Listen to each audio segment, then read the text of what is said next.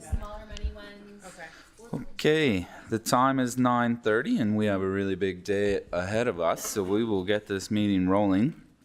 It is our county council meeting for Tuesday, April 4th, and as mentioned, we have 14th. Yeah, good catch, already off to a rough start here. Looking for a motion for the agenda. Councilor Ritz. I move to approve the agenda. Any questions on the agenda? It is big, yep. All those in favor of the agenda? Carried unanimously. Takes us to our meetings from March 24th, and we did have an amendment circulated regarding the Medicine River watershed item. So looking for a motion as amended. Councilor Gerard was faster. I motion to approve the minutes as amended. Thank you. Did anyone else see any other errors or omissions in there? Seeing none, all those in favor of the minutes? Carried unanimously. Takes us into our reports for the day, and item 5.1 is the spring budget amendment. Good morning, Mayor Ramsey and Council and Amin. I'm here to present the 2026 spring budget amendment. So today's purpose is to request Council's approval of the 2026 spring budget amendment request. Further to the Governance and Priorities Committee's reviews of the 2026 spring budget amendments, administration has amended the budget documents as directed by the committee, and they are now included in your report package for approval. In your package, you'll see there's a net amendment summary, overall consolidated budget summary, capital plan, and reserve transfer schedules. The 2026 spring budget amendment includes requests to amend carry forwards to complete projects and programs, amend the operating budget for updated estimates, including COLA, and a few new items, amend the capital plan for reclassifications and reallocations, COLA, and a couple of new items, and to reclass unused debenture proceeds from revenue. The financial impact on taxes is an operating increase of $788,000, a capital decrease of $253,000, for a net supported tax impact of $534,934. The net increase of $534,934 is funded through an increase in the municipal tax revenue in the bylaw that you'll see later today. The operating budget amendments, not including carry forwards, include Rural Connect increase of $566,000, a revenue reduction for investment interest income of $100,000, vehicle leases increases of $59,100, and you'll see offsetting decreases in capital purchases coming up. Patrol cameras in body and on body, I should say, in car and on body worn are reclassed from capital as well, so that's an increase of $22,000. Information technology and computers increase of $17,000. Power for street lighting from Fortis is $16,650. Cost of living adjustment, this is the difference between what was estimated and what is final, $3,000. Alertable software increase of $5,500. Patrol training of $4,800. Cell phone modem increase of $3,000. And an additional grant from Northern Regional Economic Development for a video. So the total of additional operating dollars tax supported is $788,000. This is the capital amendments, not including carry forwards. So we have new is a security at the Agricultural Services Building in Fire Hall, $35,000. Fire Hall replacement change of $30,000 increase. Cost of living adjustment related to capital is $2,800. Remove patrol, so the following four items are things we are removing from our capital plan because they belong in operating or be funded through operating, are removing patrol cameras in car and body worn, and removing vehicles for assessment, patrol, and also remove part of the SCBA acquisition, now it's an operating expense. So this has reduced the funding required from our capital reserve of $253,000. Below also are some reallocations that we're doing within our capital program. We are reducing our bridge program by $620,000, reducing our paving program by $1.3 million, and increasing to Little Red capital project of $1.970. That is a net zero reallocation, but it brings the capital budget items, capital programs to the balances they need to perform the work this year. This is a slide talking about debentures and a reallocation we're doing. Debenture proceeds from 2023 and 2025 paving programs were initially recorded as a contribution to the capital reserve, with withdrawals made at year-end to fund capital costs. In the 2026 budget, the remaining unused debenture proceeds were reclassified as capital revenue rather than reserve funding. An amendment is now requested to reclassify those reserves back to reserve funding for consistency. So beginning in 2026, debentures are now presented as a separate revenue source for improved clarity and transparency. So this is a net zero reallocation. Moving forward, we will show debentures as a separate revenue source, not flown through the reserves. In the past, we have put debentures into reserves, pulled them out of reserves to fund capital projects, but now we're going to separate reserves from debentures moving forward. Today, your alternatives are to approve the 2026 spring budget amendment request as presented. You can also vary the amendment request or request further information or deny the amendment request. Administration is recommending council approves the 2026 spring budget amendment request that is presented today. Happy to answer any questions. Perfect. Thank you for the report. Does council have any questions of the report? Any takers? I have a question. Sure, go ahead. I just have a couple questions about some of the things that are on there. The cost for the alertable software, what is that upgrade for alertable?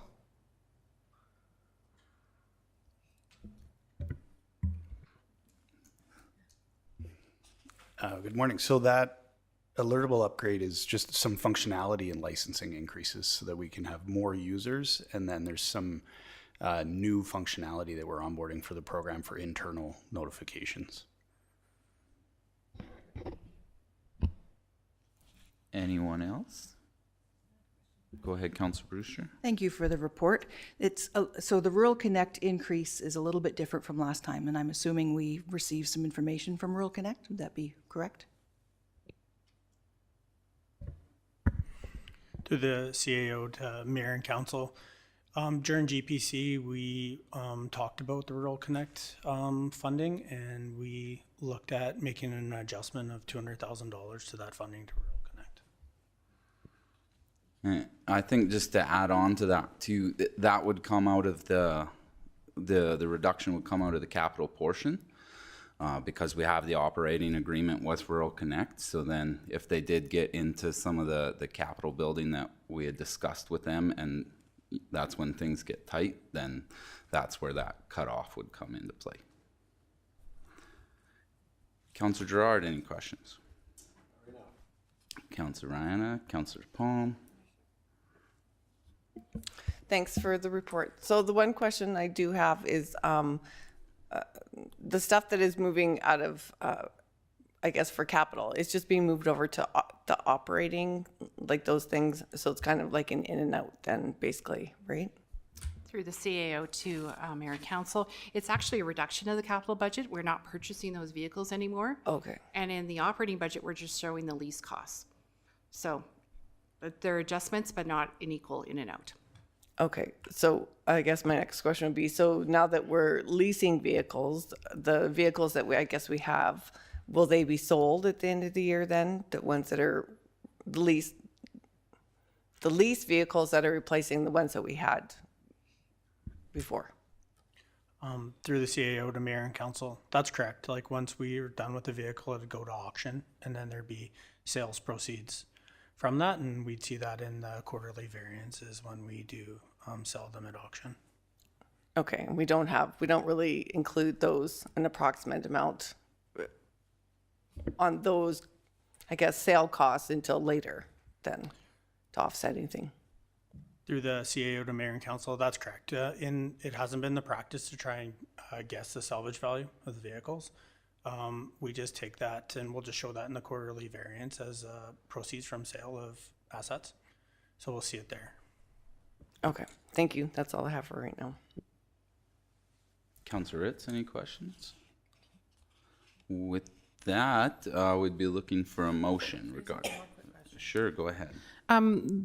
Just to tag off of what Dana just said, how far are we into switching over the entire fleet? Like, are we switching everything over to lease, or are we going to have some vehicles? I'm just wondering where we're at in the process of that.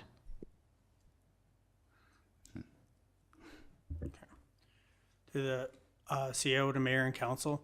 So Assistant CEO Dietrich's been looking after that program, but we've reviewed the fleet. We've tried to right size to get to the right number of vehicles.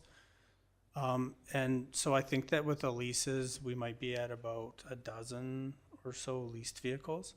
So it's looking at when a vehicle ages out, what's the appropriate way to deal with it, whether in some cases, if there's a low kilometer use of the vehicle, we might still end up purchasing the vehicles. And for the high kilometer ones, it makes a lot more sense to go to the leasing program. So we're kind of taking it as we go when each vehicle comes up for end of life. Okay, thank you. Any other questions?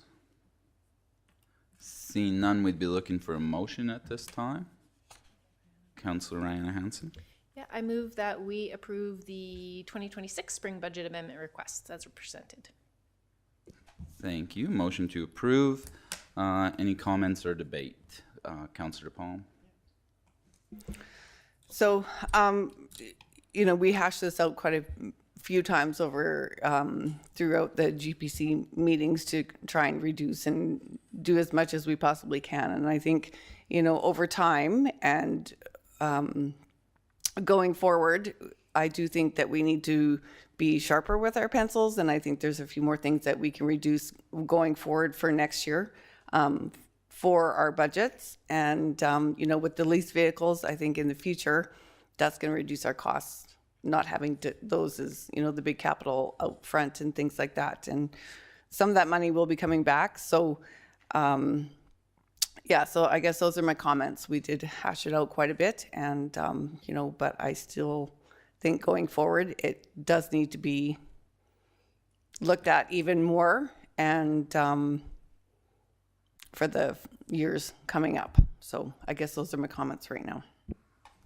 Thank you for that. Councillor Ritz, any comments or debate? Councillor Carly Hansen. Yeah, probably just kind of echoing a little bit what Dana said. We did have a lot of conversation around the spring budget amendment, and we learned a lot. I am happy to see, some of the stuff that's kind of coming out of it, and where we're able to pinch some pennies for sure, and just keep moving forward and trying to make some good choices here. So thanks to administration for all the work you guys have done in the presentations and conversations that we've had leading up to this. Thank you. Councillor Brewster. I just have a comment. Very similar feelings. So thank you for all of the work that you've put into everything, because it's helped us a lot in the last couple of weeks as we've gone through all of this. And I certainly agree with Councillor DePalm, where I look forward to looking at our service plans for the next couple of years and seeing where we can cut some budget and making sure that we're a little more efficient and streamlined. But thank you for all the work you've done to help us get to this point. So my only comment. Councillor Gerard.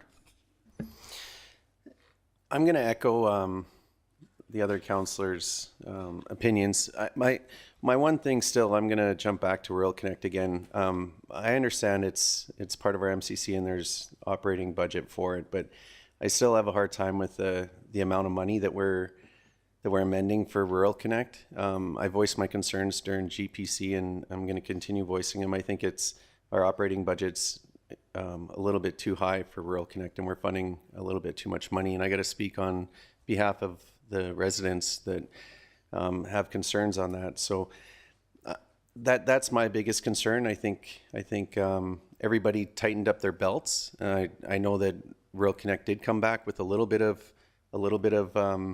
give on there, but I think there's a little bit more. So that's my comment right now. Thank you, Councillor. Yeah, I would echo again a lot of what's been said. I think we're looking at pretty minimal changes here. A lots of carry forwards and grants. I really like what we're doing with the debentures. I think that is going to add some clarity to that. I also like what we're doing with the fleet. I think that's been a big concern of our public. And so I think we're making some key improvements there. And again, I appreciate the work that the new council has put into this and our administration. As was indicated, we've had a few discussions about this and trying to get to this point. And, you know, I see things really improving. Our cash flow projection has improved significantly from what we've seen in the past. You know, and even discussion, we budgeted for a $5 million debenture this year, and there's been even discussion that, you know, we could see a reduction in that. And, you know, not trying to hold you to that, Mr. Graves, but, you know, I just look at it as a very positive, and I think this council has indicated, as has been from the start, the wanting to look at our long-term financial plan and really make some impact there. There's already been impact made through this budget process, and now as we start looking ahead and looking at that long-term financial plan, I'm very confident we'll be making some good impact there and just improving that financial picture. So really proud of the work that's been put into this so far. Councillor Ryan Hansen, I don't know if you have any closing comments. I think the council's put it very well, but I am happy with the how the spring budget just shows our prioritizing of trying to bring our budget where it needs to be, and I think there is room for improvement, and yeah, that's it. All those in favor? Opposed? That's carried unanimously. Okay, moving right into tax rate bylaw.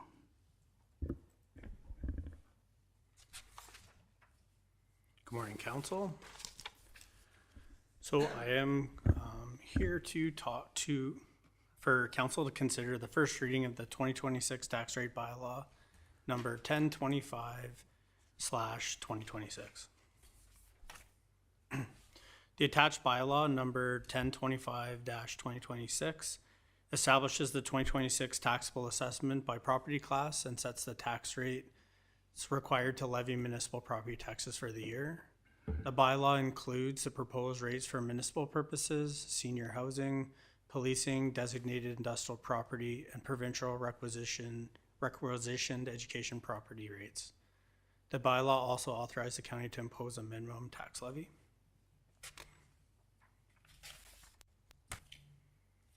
So the implications, the county reported an assessment increase of approximately 5.8% or $441 million compared to 2025. The growth included new construction and price appreciation of properties in the county. Number 1025-2026 authorizes the county to levy $58.4 million in taxation to fund the 2026 budgeted work plan, and includes the $534,134 in spring budget adjustments. Bylaw number 1025-2026 provides for a $7.6 million operating surplus, which will help offset the reserve to fund the capital program.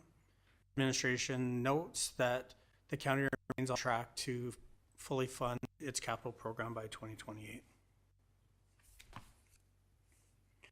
So looking at the requisitions that we received from the province and other agencies, education has increased by $2.5 million or 11.52%.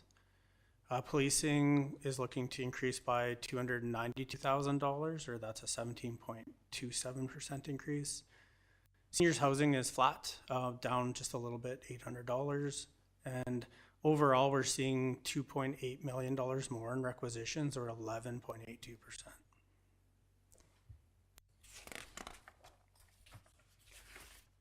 So the proposed mill rate adjustments. So the proposal is that farmland mill rates increase by 15%. Residential would be held at the same mill rate as the previous year, and that non-residential mill rates would go up 1.02%. The farmland assessment has been based on a prescribed rate by Municipal Affairs. That rate was established in 1991, and hasn't changed in 35 years. So there's no inflation in the price of farmland. And so the recommendation for farmland mill rate increase is intended to better align the farmland contributions with overall municipal taxation. Currently, farmland contributes 3.5% of our total taxation for the county. Impact on sample properties, so I'll just walk through one of them in a little bit of detail here. But so that home last year would be assessed at $550,000. We saw an average increase for homes of 5.4% in assessment. So some people would have a higher percent, or some people would have a lower percent, just depends, but average is 5.4. And so what they would see is the value of their property go up to $579,700, and they would see a change in their tax bill for both the RDC and the requisition side of $294. So that's $24.50 per month. And similar with businesses saw an average appreciation of 3.5%. We do have the mill rate increase here of 1.02%.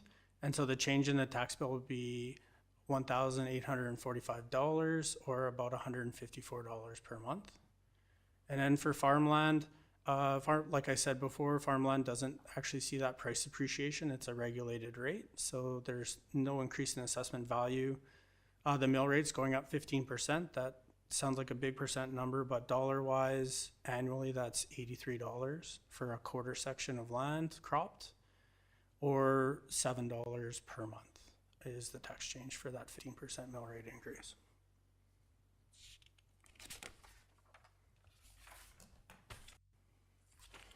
So the communication plan as part of the agenda, this report has been shared online. The public can watch the video live stream and watch the recorded video. Direction on this matter is included in the meeting minutes that are published online and summarized in the county news. A news release will be distributed for information on the first reading of the bylaw. And administration is also proposing to include a tax insert to go along with the tax notice. This insert would show how all the funds are allocated within the budget.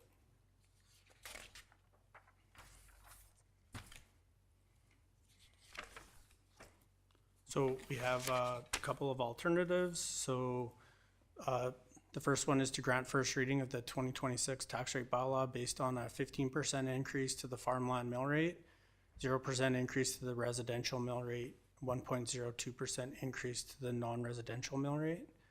Or the second alternative is to grant first reading to the 2026 tax rate bylaw based on a 15% increase to farmland, 0% increase to the residential mill rate, 0% to the non-residential mill rate, and to reduce the contingency budget by $250,000.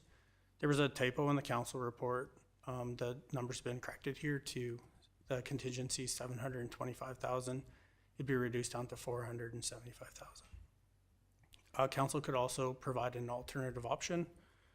I'll just mention for alternative options that we've done this based on percentages. So if council did want to vary the percentages, it would just take admin a few minutes to figure out the mill rate change, and then we could get that first reading done. So next slide, please.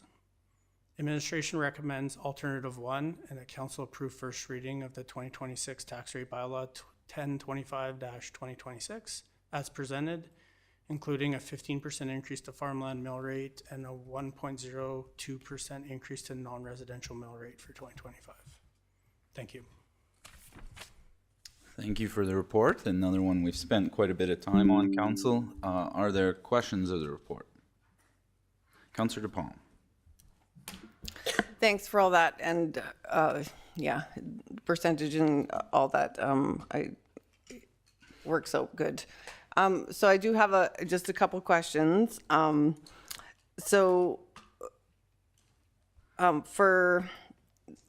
the farmland itself,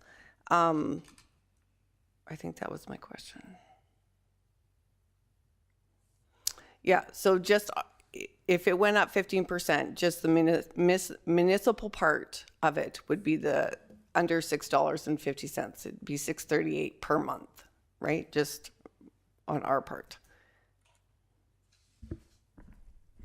Through the CAO to mayor and council, that's correct. So the Red Deer County portion would be $6.38, and then the requisition portion would be 52 cents. Okay. And then my other question on farmland itself is that when it's being assessed, it is being assessed on, so your prime cropland is what would be assessed at $350 per acre, and then pasture land, and then wooded areas and sloughs, that all goes down within that range, right? Through the CAO to mayor and council, that's correct. So that regulated rate is the top rate, and then there are negative factors, they call it, to that assessment rate, so it would go down. So that 350 is the best farmland, and then it just gets rated. They do a negative factoring to that assessment rate, depending on wood, slough, other aspects of the parcel. Okay, I just wanted to make sure that it wasn't, everybody understood that it wasn't just a flat rate of $350, regardless of what it was. It depends on what is on it. And my other question would be, I guess, for farmland contributing 3.5%, what is the overall dollar total of that is contributed to the overall budget?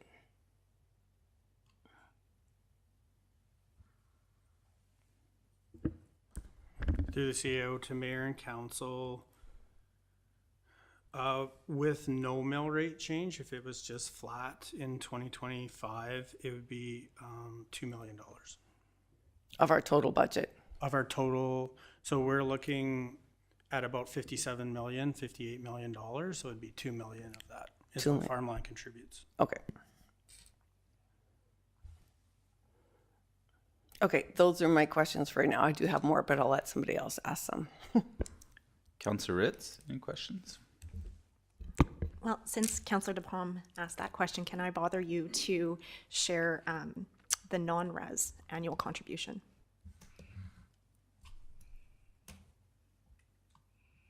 And percentage, if possible.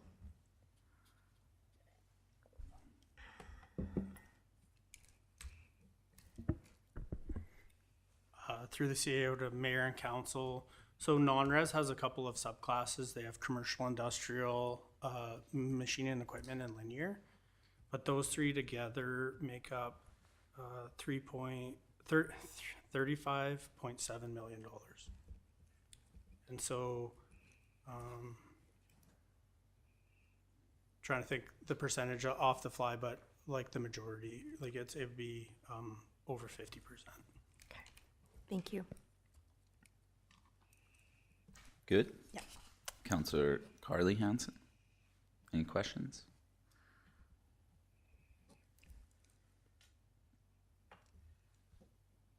I'm going to pass right now. Yep. Councillor Brewster. I have a question, Director Grace. Thank you, first of all, for the report and for all the work that you've done to help us through this with all the percentages. If we moved the non-residential mill rate to 0.9%, where does that take us, if you can do the math on the fly?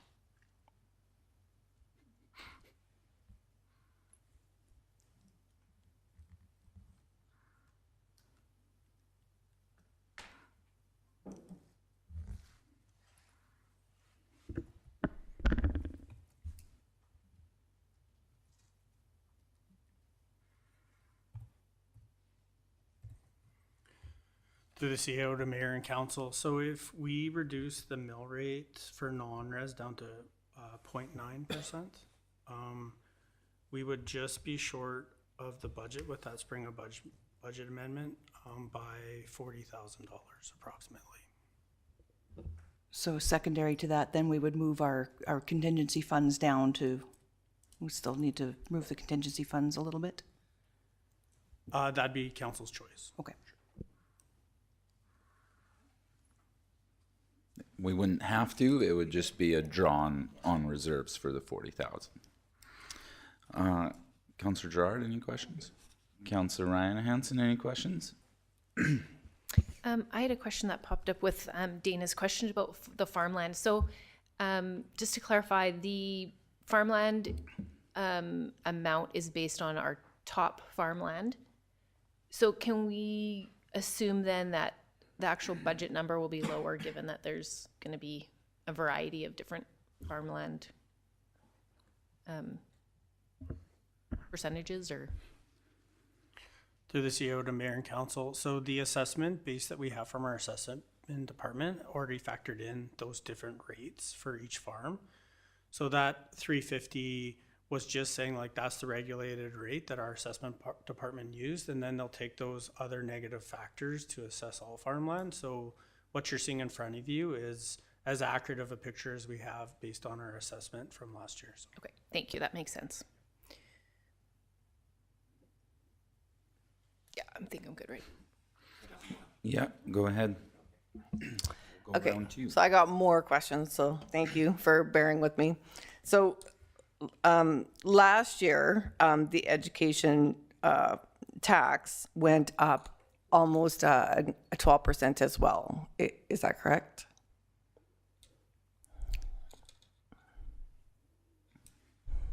From the province. Through the CEO to mayor and council, I don't recall the specific number, but there was a large increase to education last year. To 10 to 12, somewhere in there, I think. I think that's fair. Okay, and last year, and I honestly don't remember off the top of my head, did policing from the requisition from the policing, did it go up last year, or was it held? Through the CEO to mayor and council, it was held last year. I do remember that we saw 2 years of the same flat number, because I think they were re-looking at the policing model. So we used the same number last year. So last year policing was flat. Okay, okay, and just for clarification, I guess, you know, we do not set anything to do with the education, the policing, or the seniors. That comes all from the province on assessment value, which is laid out that we have to follow.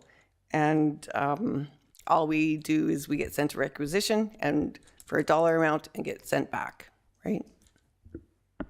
To the CEO to mayor and council, that's correct. We do get sent estimates or requisitions on those costs, and we don't have a lot of influence on services provided or anything, just that we are asked to collect that money on the behalf of those other agencies.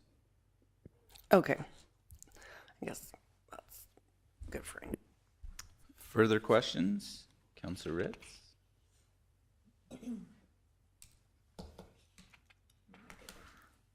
Councillor Hanson? Would you be able to go back to back a few slides to if you go back, and I'll tell you when to stop. I just have a question about one of the things that had popped up on the presentation.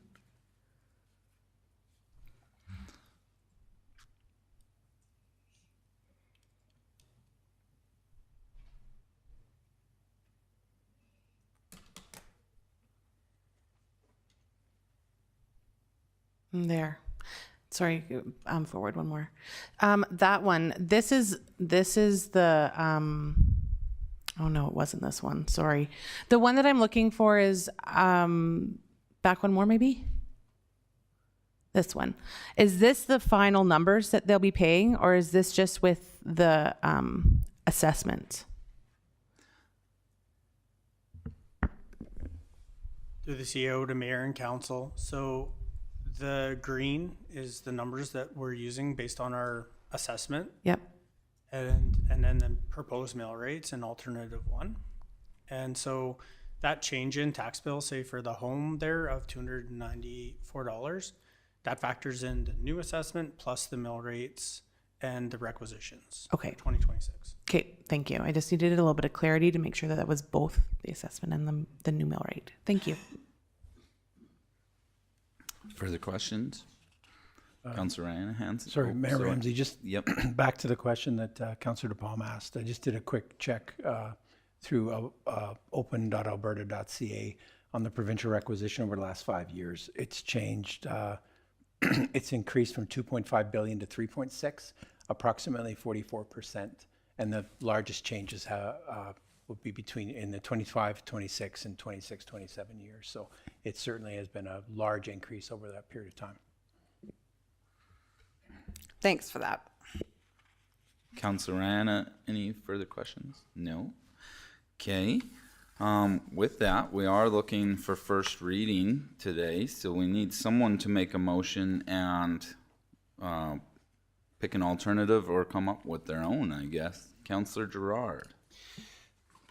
I make a motion to approve the administration recommendation for alternative 1.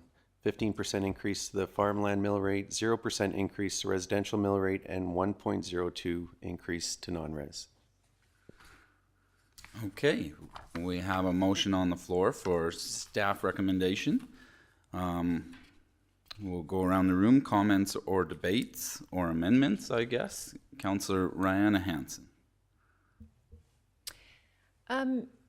Yeah, I think I'm comfortable with that. I think we could keep going forever till we're all exactly on the same page, but I think I'm comfortable moving forward with that at this point in time. Thank you. Councillor DePalm. So I know this is just first reading, and this has got to go out to the public in that. But I can't, in good honesty, support this option. I guess I could support option 2 because I do feel that we can reduce contingency without nailing our non-res and our residential. And the farmland part of it, I'm probably not going to be popular, but I can justify it, for the amount that farmland, and we all don't want our rates to go up, but when you look at the overall picture, and when the thing being, in the end, when everyone gets their tax bill, they're going to be hammered on what the province has sent out, not what the municipality has sent out. When you have education taxes going up 12% and our policing going up 17.5%, that is what is going to hammer our residents beyond words. So I can't support the option number 1 at this time. I think we can reduce contingency, and at this point, if something doesn't come up, then we figure it out at that point. But I realize it's only first reading and it will go out to everybody, but I can't with good conscience support that option on the screen. So are you looking to make an amendment, Council? Sure, I'll amend it to what I said, option number 2. And just for clarity, Ledge Services, the contingency piece, that doesn't go in the bylaw. That would be something we would have to look at second and third reading. That's correct. When the bylaw passes, we would then look to have you amend the actual budget based on what you're assessing for contingency. Okay. So for clarity, your amendment would be just to amend the non-res rate to 0%. Yeah. Because in good conscience, I can't do the other. Yeah, okay. So now we have an amendment on the floor. So we will debate the amendment, and we'll continue around the room. Councillor Ritz. I completely agree with Councillor DePalm. I don't feel I could support option 1, but I am in full support of option 2, and I believe we can comfortably do that. I don't feel that it's a good move at this point to increase non-res. I think that they contribute a very large amount, and I just don't feel that it's fair at this point. We have an incredible team that does a great job attracting and retaining business, and I feel that that's our responsibility as well. So I would absolutely support the amended with option 2 and utilizing the contingency for the additional, but I would like to see 0 and 0 on residential and non-res, and I'm in agreement with the 15% on farmland. Thank you. Councillor Carly Hansen speaking to the amendment.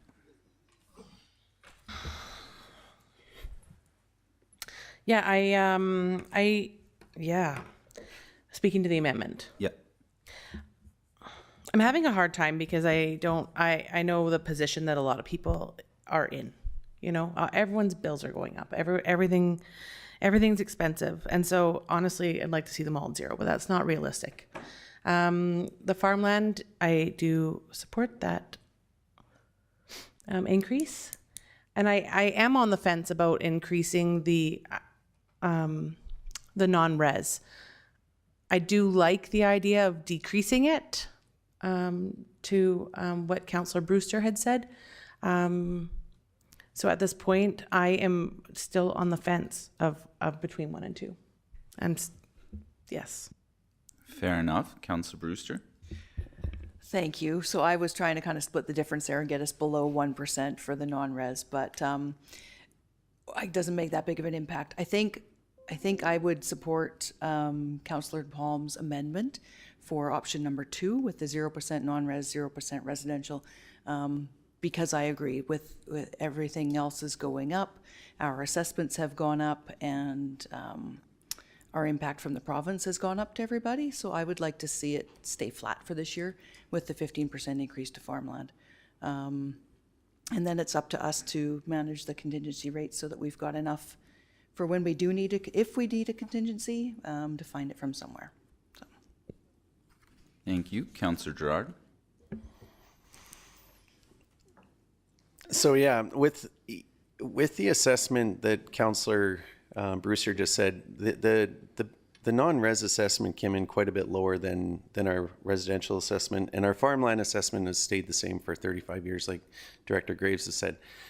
You know, we still have a responsibility for our tax rates, and I understand and I appreciate not wanting to raise tax on business. I totally agree. At the same time, though, you know, we get our revenue from taxing, and we have to distribute our taxes throughout our county. Going into our contingency, I don't feel that's a responsible way of managing our money. It doesn't help when we do need money. Trying to find it when it comes isn't a good plan. Planning ahead is the right way to go. And that's why we set up contingencies. We don't set them up to pull it off of the revenue right off the get-go. We set it up for when something does come up, and maybe our operation services needs money. Maybe a road washes out. But that's why contingency's there. It's not there to pull from a budget. We make a budget. We get our taxation money, and we distribute it through the county. And that's the only way that we have funds. I'm going to have to disagree with the amendment. The assessment is low for non-res. We do have the lowest taxing in central Alberta. Our competitive neighbors are quite a bit higher than us. Even with raising our mill rates, we're still quite a bit lower than our competitive neighbors where business could go. And we have to keep an eye on where our competitive nature is coming from, and still being competitive is what we need to do. It's not disputing how great of a job our administration does or attracting business to here. It's continuing with the only way that we have revenue, and the only way we have revenue is taxation. We're not increasing it to tax everybody out of the market. We're keeping it competitive. So I'm going to have to stick with my original, and I'm going to have to say no to the amendment. Fair points, Councillor. Councillor Ryan Hansen speaking to the amendment, if you so choose. Sorry, right. The amendment was after me. Yeah. Yeah, a lot of good stuff has been said. I hate to increase the taxes. I think we're all in the same boat there. But again, yeah, our revenues come from taxation. I think we're sitting okay as far as what we're offering our residents. Would I like it to be zero? Yes, I would. But I do struggle with the contingency budget. I think again, it's meant to be an emergency something. Yeah, that's how I feel. Yeah, so in regards to the amendment, I am torn on this. This has been a tough one, and council has wrestled with this, and we managed to get to this point and kind of close. I totally understand where Councillor Gerard is coming from, and I see it is a minimal increase, and we don't want to put ourselves into a position down the road where we have to make big increases either. And at the same time, I really look at those requisition increases, and those are going to hit residents and businesses pretty pretty bad. The province has kind of said this will be their last year for catching up on the education side. I don't know. We'll see where that goes. So that could help us in future years if they're not hammering the requisition as hard as they have been to get up to that 30%. And so, you know, when I really look at it, we budgeted for 5% growth in assessment. And we achieved that. Granted, the residential grew more than the non-res, but I struggle, you know, passing that on to our businesses. I feel, you know, we just talked about the spring budget amendment and, you know, trying to improve our financial position and tightening budgets where we can. And I feel this is an area I would be comfortable with if we did look at our contingency to kind of offset that draw on reserves. It's a very minimal reduction to that budget. So with all that being said, I will support the amendment for the 0% non-res. So, and Councillor DePalma, I don't know if you wish to close? Nope. No. That's more thing.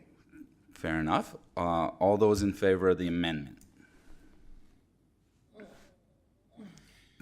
Okay. Opposed to the amendment? So that is carried 5-2. Councillors Gerard and Rihanna Hansen were opposed.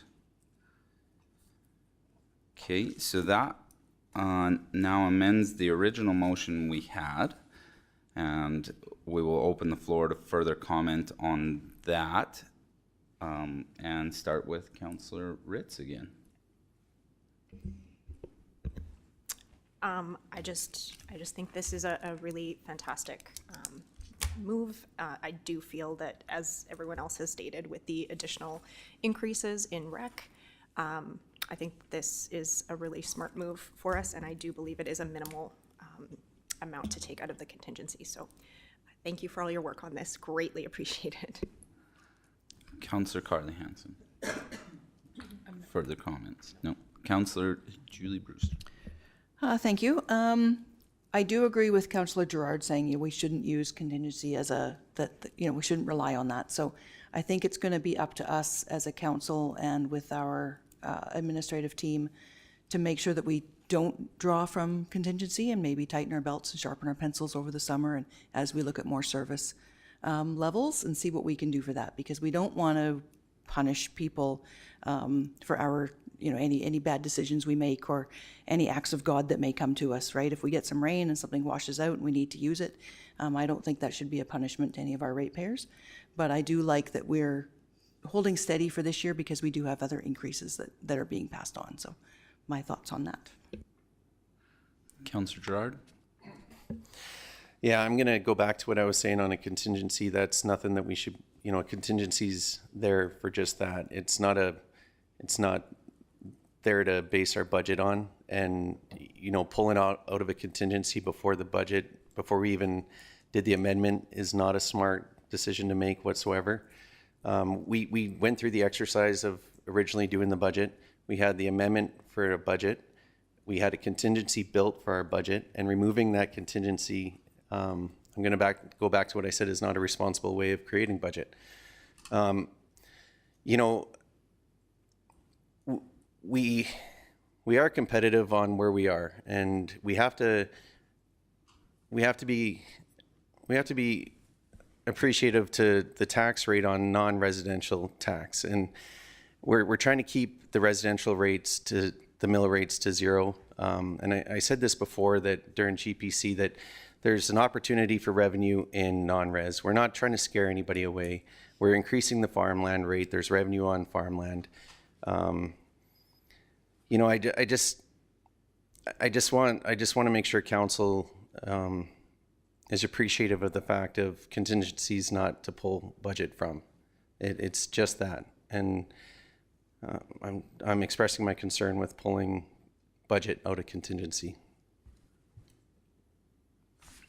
Thank you, Councillor. Councillor Rihanna Hansen. No. Councillor DePalm. Further comment? I guess so. Just a few comments. I guess I'm really happy that the amendment went through and is going to go forward for first reading. And where, as I completely get what Councillor Gerard is saying, but I guess on that being said, you know, maybe we should look at back every year, how many years we've used the full amount of contingency and how many years we haven't. I know last year we only used, I think little over 100,000 of it. So, you know, my gut feeling is that we have to do something because of the hard hits that the province is doing. And the thing is, we're the ones who get the phone calls 100% on this. They think that we have raised the taxes to this degree, which it is not. So that, you know, going forward, there has to be, you know, and I know you guys send out information on all that, but I don't think people actually understand. They think it's the municipality. We have to be able to justify what we do. And honestly, I can completely justify option number 2. And, you know, reducing the contingency, I think, you know, as a council, we're the ones who have to find out and figure out where other money has to come from if there is an emergency, but, and what to take away if the funds are not there in that contingency. But just to balance the budget, to raise everything up I'm not comfortable with that. So, yeah, I'm happy that this went forward. And I guess it goes out to the public now, and we'll see what they have to say about it. Yeah, as I said before, this is always a tough one, and you know I remember the first conversation we had around this and the diverse perspectives around the table, and you know administration did a lot of work with us to kind of bring it to a focal point where we could actually bring this to council. And you know I'll echo Councillor DePalm. This is a first reading. It gives us a little bit of time to go out.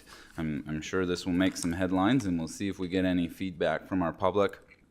And I hear the concerns around the contingency piece, and you know maybe there is something we can look at there as we move forward in the process. Maybe there is a different area we could target for a reduction. We could look at the reserve picture. We could do that draw from reserves too. I would have a little concern about doing that, but you know I think we could take some time and look at some options if that contingency piece is really a concern for members of council, and I'm hearing it is. I just hate to pass on you know that small increase we had in the spring budget. I hate to pass that on to our businesses, and you know I think if we can look a little bit internally for some savings to make that up, it kind of helps everyone out a little bit. So again, I will call the question on first reading. All those in favor? Opposed? And that is also carried 5-2. Councillors Gerard and Rihanna Hansen opposed. Okay, maybe we'll take a break. Like I say, we got a busy day, so we'll say 7 minutes, 10:30.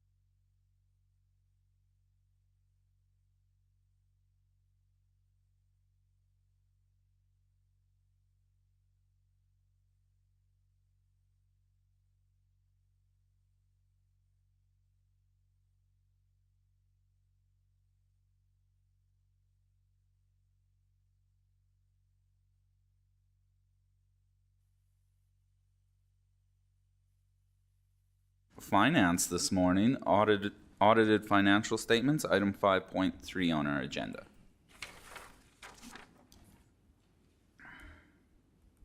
So, the purpose of this report is to request council's approval of the 2025 audited financial statements as requirements set out by the Municipal Government Act.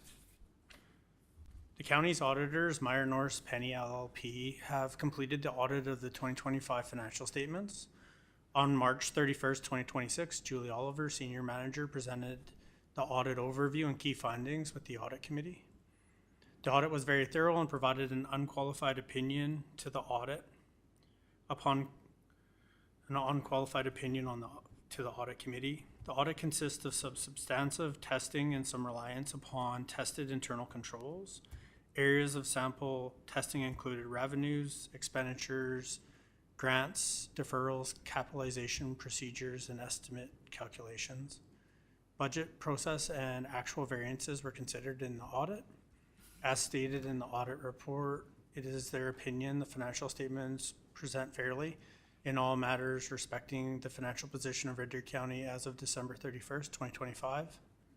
The results of its operations, change in its net financial assets, debt, and its cash flow for the year, then ending in accordance with Canadian public sector accounting standards.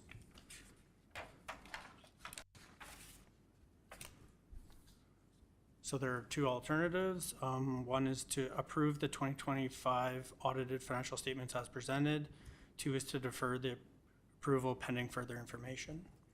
And the recommendation is that council approve the Red Deer County's financial statements for the year ending December 31st, 2025 as presented. Thank you. Thank you for the report, and as was indicated, this is something we see through Audit Committee. But if there are any questions, I'm sure Mr. Graves can take a stab at them. Any questions, council? Not seeing any. We would be looking for a motion. Councillor Carly Hansen. I'd like to make a motion that council approve the Red Deer County financial statements for the year ended December 31st, 2025 as presented. Okay, comments or debate? Councillor Brewster, Councillor Gerard, Councillor Ryan Hansen, Councillor Palm, Councillor Ritz. No, as I don't have much to say either. You know, as was indicated, we did get to sit down with the auditor and have some time to discuss, and I think that was important. Obviously, a couple key big things that happened last year, so good to see the work done on those, and appreciate the work done by our staff to work with the auditor. I know that's always a big process to get this done, and it's good to see, you know, a clean audit come out. And yeah, all those in favor? Carried unanimously. Thank you. Moving into item 5.4, Rural Community Facility Capital Assistance Grants.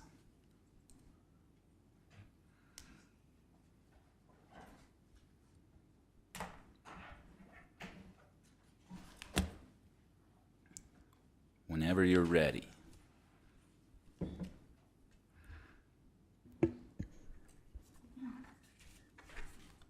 Good morning, Mr. Mayor, members of council.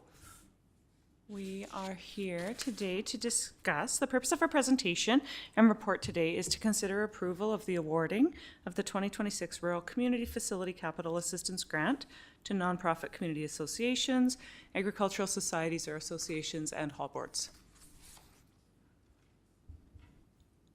Community organizations, agricultural societies, and associations and hall boards are eligible to apply for the Rural Community Facility Capital Assistance Grant for support with capital projects involving maintenance, repair, or enhancement of facilities located within the county.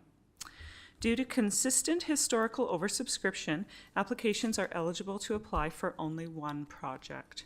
Over the past several years, the grant application deadline has transitioned from a mid-year deadline to the end of February. This year's February deadline better aligns the funding distribution with project timelines, enabling our groups to complete their projects within the year.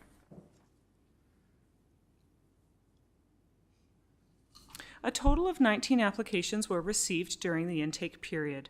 Following an initial screening against program eligibility criteria, 3 applications were deemed ineligible. The remaining 16 eligible applications represent a combined eligible funding request of $231,876.06, which is within the approved program budget. 2 applications did not meet the grant criteria, representing a combined funding request of $193,842. And the third ineligible application was submitted by the Delburne and District Ag Society for just over $800,000, requested for an arena facility, related to an arena facility owned by Red Deer County. The scope and the magnitude of this request is ineligible for this grant program, though requests from this organization for this facility may be considered through other county and third-party funding mechanisms. Since 2007, the county has provided $4,919,000 in capital funding to rural community facilities. Some applicants are seeking their total project amount, while others are providing significant cash, volunteer labor, and equipment. Projects include renovations and upgrades, replacement of aging amenities, and outside amenity improvements. The details of each application were assessed in accordance with a scoring criterion to ensure a consistent comparison. The scoring criterion includes safety, importance to operation, financial contributions from the group, operational period availability, the community benefit of the project, previous grant funding received, and level of operating funds received as per the Support to Rural Communities Facility Policy 5.002. The 2026 Community Services budget has allocated $300,000 for this program. Once all of the proposed projects have been completed, the use of existing facilities will be enhanced for all users. Our communications plan, as part of this agenda, this report has been posted online. The public can watch this presentation streaming or through recorded videos. Direction on this matter will be included in the meeting minutes, which are published online and summarized in the county news. Each community facility contact will be notified of today's council decision.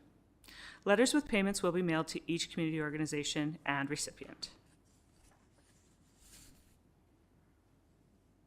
So our alternatives today, we have developed several options detailed in Schedule A within the parameters of the approved budget. Option number 1 is to fund only the amount that was requested at the level that the application scored based on our ranking matrix. So using the ranking matrix, our project received anywhere from 43 to 97% of their funding request. Using that score, and our total funding, if we were to use this ranking matrix as the indicator, would be $163,000 for 458 cents. Option 2 is to fund the full available requested for all requests as the budgeted funding is available. The total request required for this option is $231,876.06. So our administrative recommendation is that council approve option 2 as detailed in Schedule A to provide $231,876.06 in grants to the 16 eligible applicants as presented. Perfect. Thank you for the report. Council, do we have questions of the report? Councilor Rana Hansen. Yeah, thank you. This was good. I just, as a new person, can you speak a little bit more to the ranking matrix, just so we're aware of how that works? For sure. Let me just open it. Joanne, do you want to speak to it? You have it right on your screen. Thank you. Thank you through the CAO's office to Mayor and Council. So the ranking system is a matrix that we've created to be able to assess applications, all the applications fairly and consistently. So first thing that we look at is safety concerns. So is there minimal threat to the public? Is there moderate threat to or considerable threat or severe threat of the safety of the facility? Importance to the operation. So is the project, for an example, is a furnace important to a project, or is new chairs important to a project? the financial contributions from the association, how much of the are they willing to put in either through cash or volunteer labor. We also look at how long the operating period for the facility is, as well as what the community benefit of that project is. And then also the facility category. We rank facilities do receive operational funding. And then what we do is based on where they are in that category, that also can go, if they are a facility that receives higher funding or if they receive lower funding, that it impacts the matrix. As well as we look at what their previous 5 years funding they have received. So it's a system that we do some calculations against, and it comes up and it says, this is what, when we look at the project, what the overall value of the project is. Okay, thank you. Yeah, that's interesting to me. Councillor DePalm? Thanks for the report. So I do have, I guess, a couple questions on this. So the remaining funding that's left in the budget, if something else comes up throughout the year, we could still use the, I guess, the approximately $70,000 for, say, an emergency project or something that comes up throughout the year after all these months have been approved? Through the CAO to Mayor and Council, that is correct. That remaining funding will be in the budget, and Council can determine if there was maybe an emergency project came from, they could use that funding for it, or they also have contingency that's in their budget as well. But this would be the amount that would be allocated, and it would be available, or it may just sit there. We may not have any eligible applications or an emergent application that we could use that funding for. And then what would happen is it would remain in the budget, and at year end it would go into reserves. Okay, thanks for that. I guess, and my other question is that usually this is oversubscribed majorly. So the fact that they're all getting 100% of their ask this time, when it's oversubscribed, is that when the matrix really plays into effect? Because if we have $400,000 being asked for, then that matrix has to really hardcore look at everything. But I guess since we're not this time, we can actually give them their full funding. Through the CAO to Mayor and Council, that is correct. This is the first year since that we've had this where it's been undersubscribed. So this was something that was new to us in terms of it. So yeah, like I said, the matrix will impact those applications next year as well if it is, the program is oversubscribed. Okay, and I guess, would they be aware of that next year, if they applied for some more funding, that they might not get their 100% due to this isn't 100% subscribed this year? And my other question would be, oh, sorry, I totally blew that out of my head. No problem. Through the CAO to Mayor and Council, most groups come from an understanding that they don't always get their full amount allocated. Okay. But we can definitely do some messaging around that as we communicate out how these projects were allocated this year, and we can have some messaging that would go out to the public and to the groups as well. When we send them their letter that is indicated they get funding, we can also indicate that in that letter as well.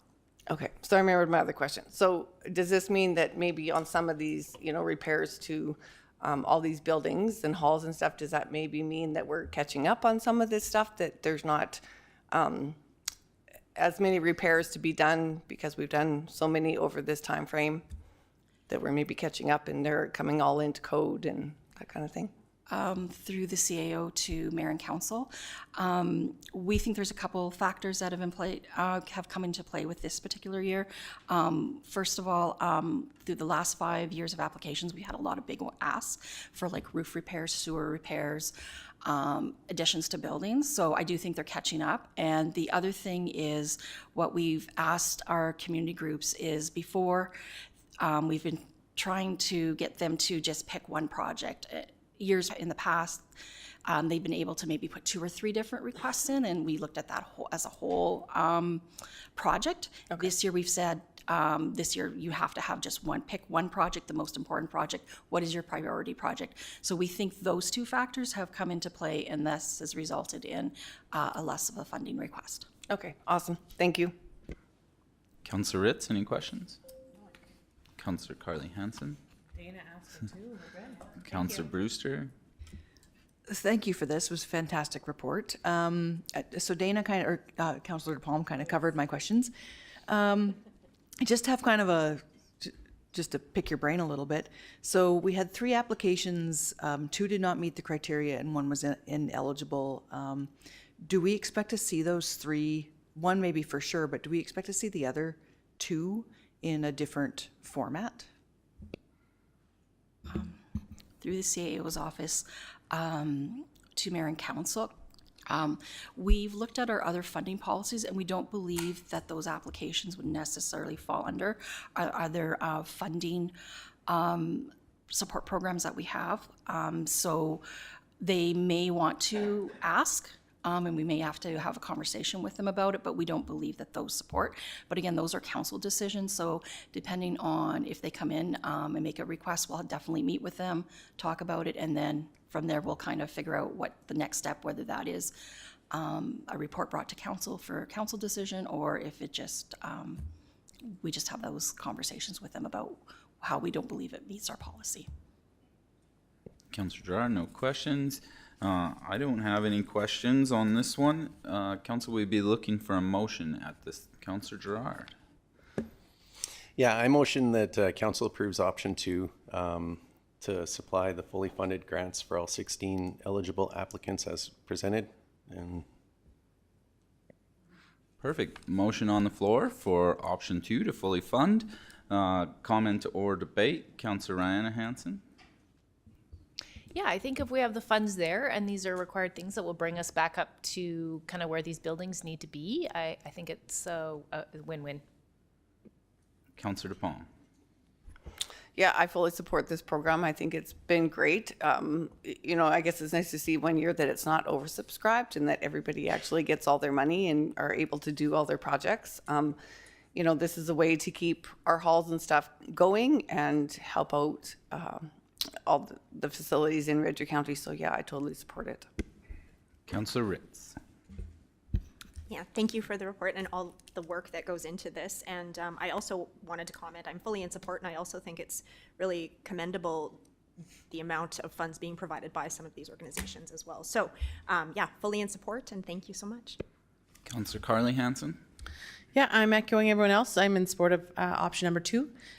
Community is huge to me, and so I just wanted to comment a little bit on making, asking the groups to come up with one project to work on, and I think that that's really realistic and fair across the board. So I do love that option to just say, say this is what you want for the year, and thank goodness for being a little bit under budget.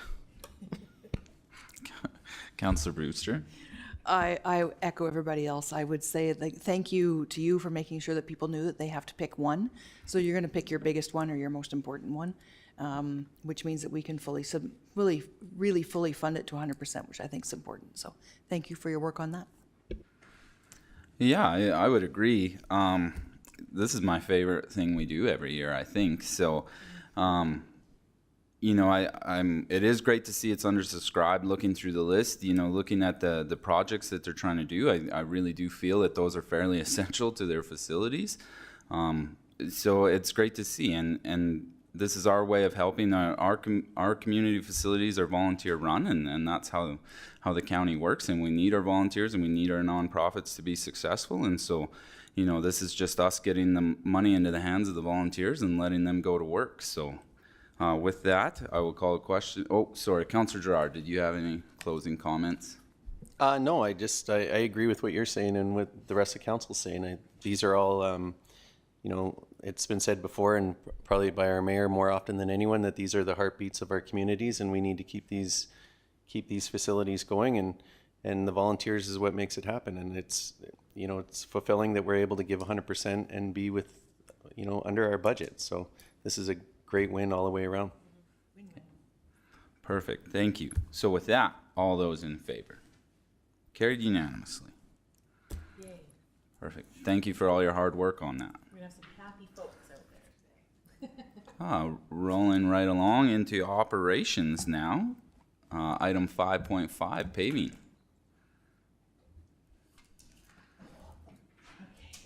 I think we get to deal with every department today. So.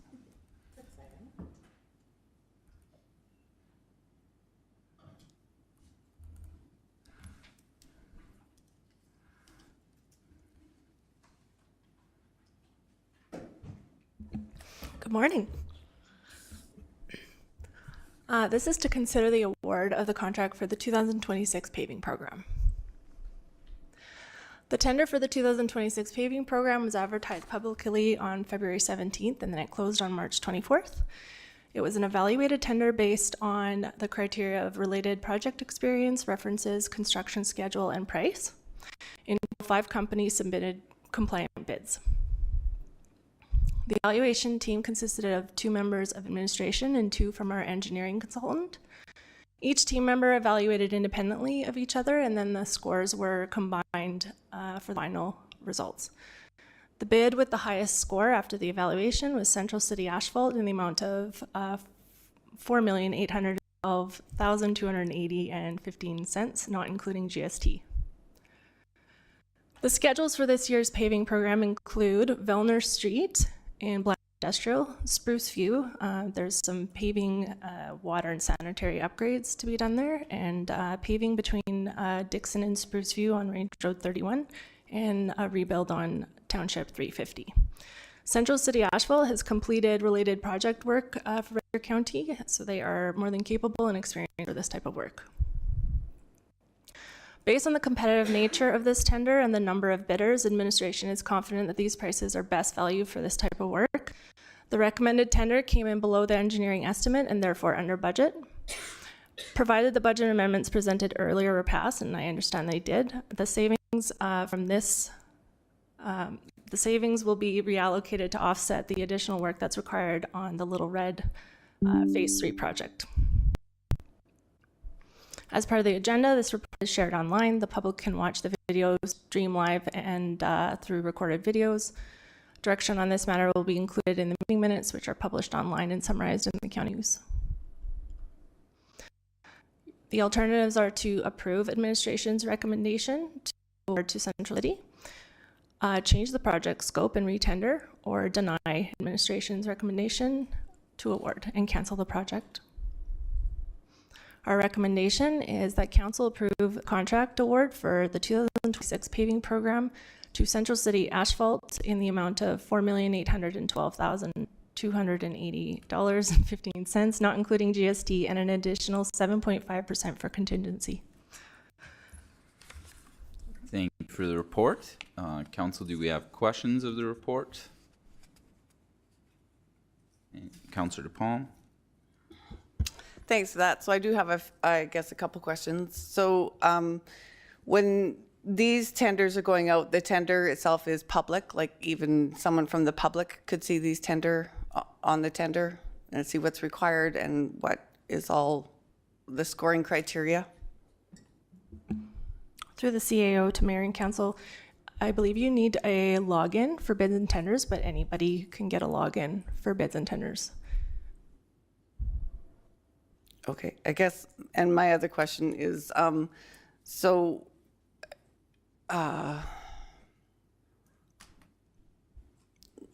when they're scored, they're all scored basically on the same sheet. Is there, I guess, percentages that we can, that are equated to each one of these levels? I guess I'm not sure how to ask the question. So there's no is all this dollar amount that each company is that all confidential? Not saying that wanted to see like the overall scores. Is that something that can be shown? Through the CAO to council, in the last several years, we've taken a look at the information we're providing publicly as a result of our tenders. And we've had our Access and Privacy Office make a decision, and their verdict has been that the exact scoring and amounts of the bids should be kept confidential, as those protect the third-party business interests of those bidders. We would never want their reputation or their pricing information to be taken out of context in a public council report and have that impact either their reputation or their likelihood to score on bids going forward. So what we have provided historically has been the range of the prices and sometimes the range of the scoring, but we haven't provided them for each individual bidder.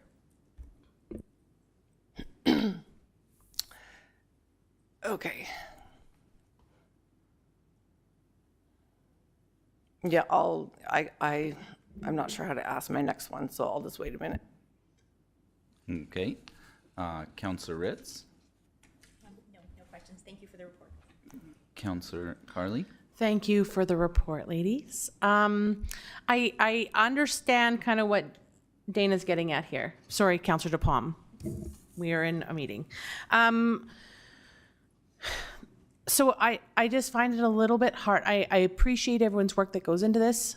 When we're voting for a contract award and you're given one, the one option to vote on, it's a little bit hard. So I understand your point of view as well, or what you just said to us about the confidentiality, but I'm just, just to have maybe a little bit more information around what So for rewarding. I believe council could move into closed session. Council could move into closed session. There is not a ton of information that can be provided to council. The contracts are fairly specific typically, and we'd look to the operations staff to confirm this, but typically the tender advertisings include how the tender is going to be scored. And often those say very specific things like a team of 2 administrative staff member and 2 engineering contractors will be the ones to review and score the proposals. So typically right inside those proposals, they make it very clear that council is not the ones reading those proposals and council is not the ones scoring them. So we must stay consistent with the public advertisement on the tender. If we don't, then we violate the tender. When we put the tender out, that's a form of a contract. And so we need to ensure that we're compliant with what we've advertised. And we would look to operations to confirm if that was advertised in this contract in particular. But typically those are very specific in how they're going to be scored. So if council wanted to change that, then council would need to be deemed part of that scoring committee in order to receive the confidential information contained within those bids.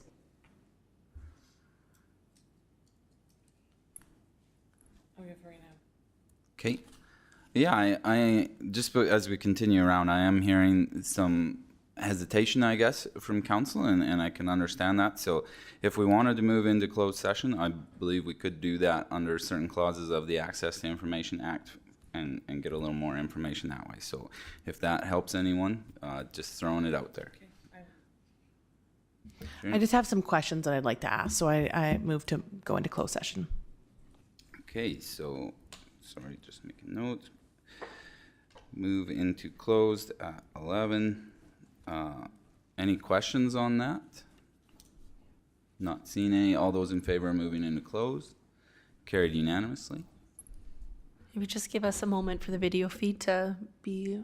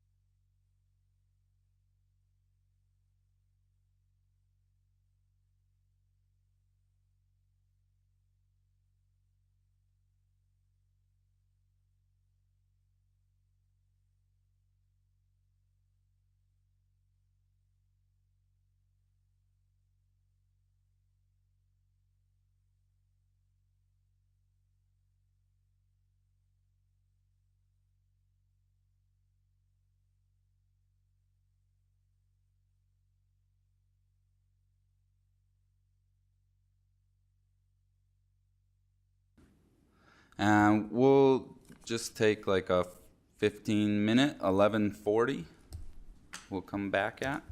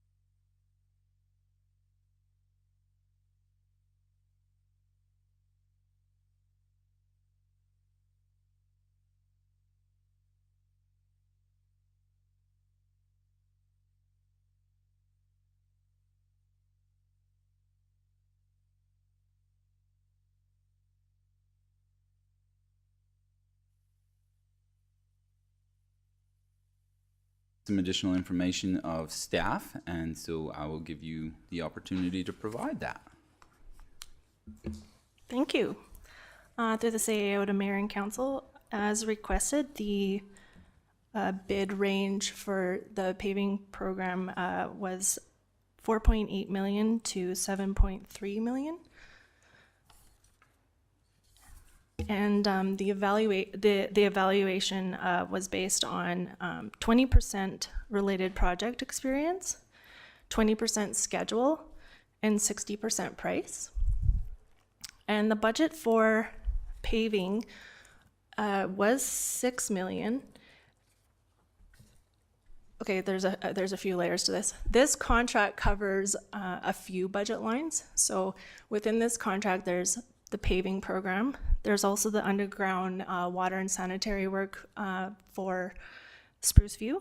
And then there's also the Range Road 31 paving that's being funded through TEC. So as amended earlier, the original paving budget was 6 million. It's been reduced down to 4.65. And then the budget for the underground water is still 300,000. That didn't change. And then the Range Road 31 budget is has been reduced down to 700,000 because the price for that came down so low. So all three of those budgets covered this contract. And then on top of this contract, there would be engineering and testing on top of that. Okay, thank you. I believe we kind of left off during questions, and we'll try to catch up where we're at. Councillor Brewster, any further questions? Yep. Councillor Gerard? Sure. So thanks for all that and the clarity. The budget portion that you alluded to on this tender, we are under budget on this tender with the 4.8.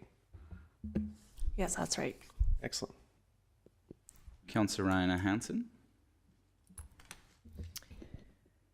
My question is, if any additional work pops up, would it be awarded to this contractor, or how does that work if we have some other paving things that come up? Through the CAO to Mayor and Council, we do have an option to add work for through a change order if anything were to come up, but we would only do so if it was within our budget. If it would push us over budget, we'd have to return to council. Okay, thank you. Councillor DePalm? Thanks for the additional information. So I guess a couple questions out of that. The 60% portion of it, can you kind of break down what the requirements are in that portion? Through the CAO to Mayor and Council, the 60% is price. So it's just strictly price? Okay. Okay. And then my other question is, I guess in regards to the contingency, if they're going on what Councillor Hansen said, if there was change orders that came in and stuff, if they're within that contingency, do they have to come to us, or as long as they're within that amount, I guess, does that include, no, it doesn't include GC. Yep. And so it does include the contingency of 7.5%. And we rarely have to dip into contingency. There's just a little bit of concern because there's a lot of underground work this year. With just straight overlays, contingency is very rarely touched, but with all the underground, they wanted to maintain the 7.5% contingency. Okay. Thank you. Councillor Ritz? Councillor Carly Hansen? I just had one more quick question. The amount of bids you guys received, is that about normal, the 5? Is it? Through the mayor to, through the CAO to mayor and council, this year was higher than usual. I would say sometimes it's like 2 or 3. This year on this one, it was 5, and on the next report, it was 6. Okay, cool. I just want to say thank you for that extra information. I appreciate it. Thanks for that. I have a question on the Range Road 40 segment. I know we kind of I think in the original budget, I maybe looked at doing all Range Road 40, but that was also in kind of 3 pieces as well. So I'm just curious if you can speak to that, and I guess those future pieces would be up to council as part of a future budget or phasing of the project. Through the CAO to mayor and council, because of the additional work that was required on Township 350, when we realized it needed a more substantial reconstruction, Range Road 40 was pushed into next year's budget. And that one's also split between a north and south portion if it doesn't fit within budget at that time. So that would come at budget time. Okay, thank you. And I was going to ask about contingency too, but you already answered that one. Council, if there's no further questions, we'd be looking for a motion. Councillor Carly Hansen. Yeah, I would like to make a motion to approve the contract award for the 2026 paving program to Central City Asphalt Limited, as presented. Okay, any comments or debate on that? Councillor Brewster? Councillor Gerard? Councillor DePalm? Go ahead. I guess I got a couple things to say. So going forward, I guess more information will be put out in what is on the agenda. I guess going forward, some of these little things that we have asked today in generic terms. Yeah, I think Right? I think we came to some clarity there. Yep. Okay, and then you know, I completely support doing the paving projects and you know, getting the work done. I guess one thing, you know, and we're going to be working on it, is our procurement process and how we go forward with it.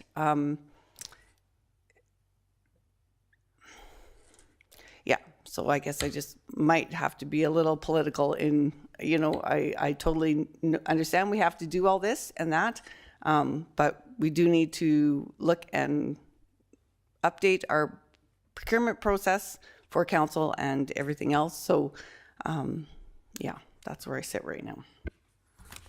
Councillor Ritz?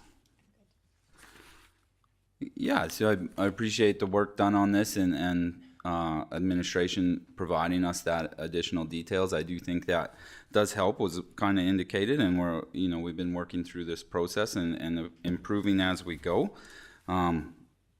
I think the paving program looks good for this year. I agree that section is 350 there's a really fun part of it, and so look forward to you guys doing the work to take that out. And I would just like to comment too on the Range Road 31 piece, and again, I think some work done by administration with the Minister of Transportation and his department to kind of make that go ahead. That's obviously their section of road, and I don't think a lot of residents realize that. And it is in rough shape. It's really bad. I travel that quite frequently, and I think, you know, this just highlights our partnership with the minister and him providing the funding for us to get that overlaid. So it helps our residents and then doesn't impact our budget in the end doing so. So with that, you want to close the motion? Yeah, I'll just kind of echo what you just said. The projects for paving this year, I know there's gonna be a lot of happy people with that Range Road 31. Like the mayor just said, it is. I drove bus on that road many a time, and it's a wild ride. And I do appreciate the extra information that you guys got for us, and I look forward to that also coming forward in the future. And I do see on here that Central City Asphalt has completed projects for Red Deer County before. So that's all I have to say. Perfect. With that, I'll call the question. All those in favor? Opposed? Yep. So that is carried 6-1 with Councillor DePalm opposed. And we can move along to item 5.6.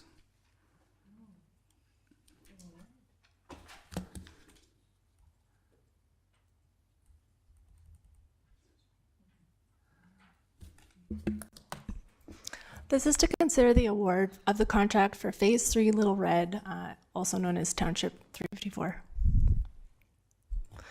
The tender for Phase 3 Little Red was advertised publicly on February 17th and closed on March 20th.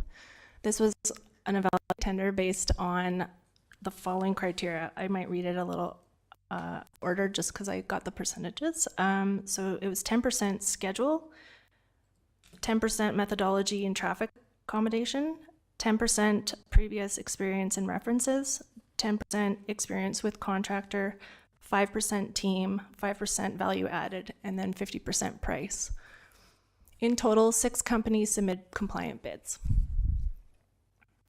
The evaluation team consisted of 2 members from admin and 2 from our engineering consultant. Each team member evaluated the technical submissions independently of each other, and then the scores were compiled from the final results. This tender is for grade widening, overlay, and some reconstruction on Township 354 between Range Road 15 and Range Road 11. The bid with the highest score after the evaluation was Central City Asphalt in the amount of $5,862,138.75, not including GST.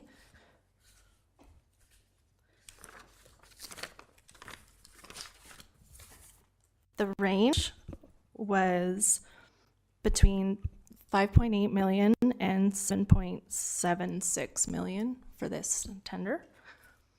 The placeholder budget of 4.7 million for Phase 3 of Little Red was a mid-level estimate that was done in 2024 based on grade winding and pave only in an attempt to reduce the overall project cost and scope.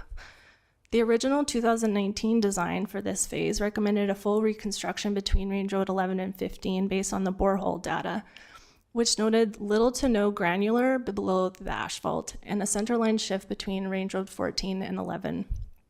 Over the past few years, though, this section has begun to deteriorate more rapidly, requiring significant annual maintenance. So as such, in the final stages of design prior to tendering, it was strongly recommended to reconstruct the portion of Little Red between Range Road 15 and 13 to provide the structure necessary for the local traffic.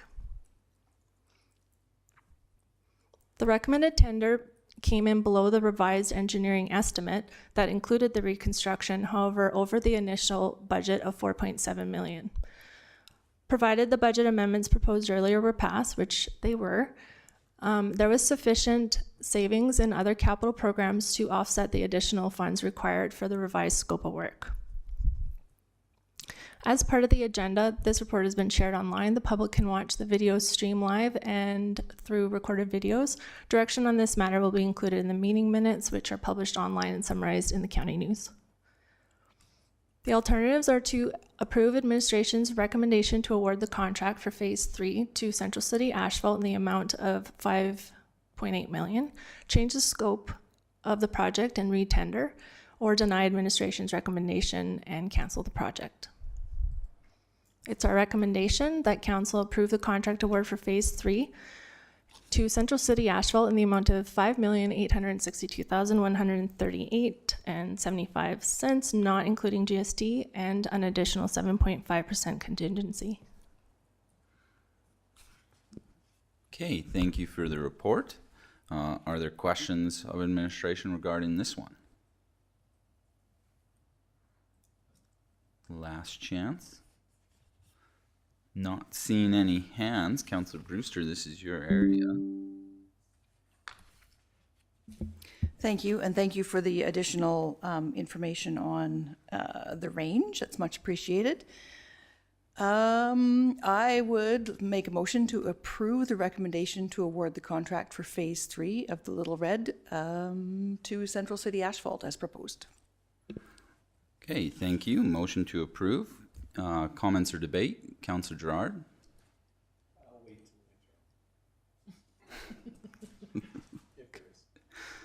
Well, we'll go the other way, maybe. Councillor Carly Hansen. Yeah, just a couple comments. Thank you for bringing up that more information. I think it just helps across the board of just kind of having, and I also respect that there's legal aspects to this and what information can be shared with the public. And so, you know, with what we've been given and the work that they have done, I'm comfortable supporting this motion. Councillor Ritz, Yes, I would echo and I'm in support. Thank you. Councillor DePalm. I totally realize this stuff has to go forward, but, you know, like I said previously, our procurement stuff has to be looked at, and, yeah, the information, right, I appreciate that coming forward, but, right at this time, I know all this has to be done, but won't support it. Councillor Ryan Hansen. Yeah, the extra information has been helpful. I appreciate the transparency in that. Yeah, and I think this is a contractor we're comfortable with and seen good work with, so I'd be in support.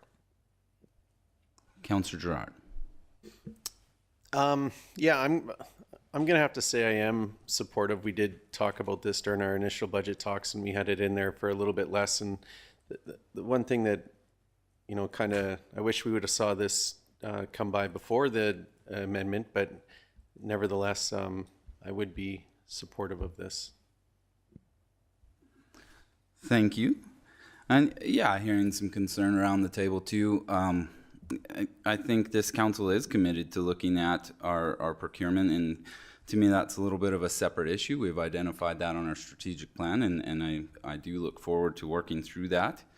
In regards to this project in specific, yeah, I agree. If we're going to do it, we should do it right, and that is probably the worst stretch of that road. So I'm not surprised by what you found, and I think it's great we were able to realize savings in some of our other tenders to accommodate that, because I think it would have put us in a little bit different situation had we not done that. But we're already into phase 3 of this project, and I know the residents and producers in the area are kind of depending on us completing it. So I'm glad we're able to kind of find a way forward here today. Councillor Brewster, any closing comments? I would just sum that up as well. So thank you for finding the additional savings to help offset the cost of this. And we're in phase 3, so we'll get phase 3 approved for this year and hope it doesn't rain too much on you. Well, actually, I revised that. I want it to rain a lot, but I still want the project to go forward. So. Okay, with that, all those in favor? Opposed? And that is carried 6-1. Councillor Palm opposed.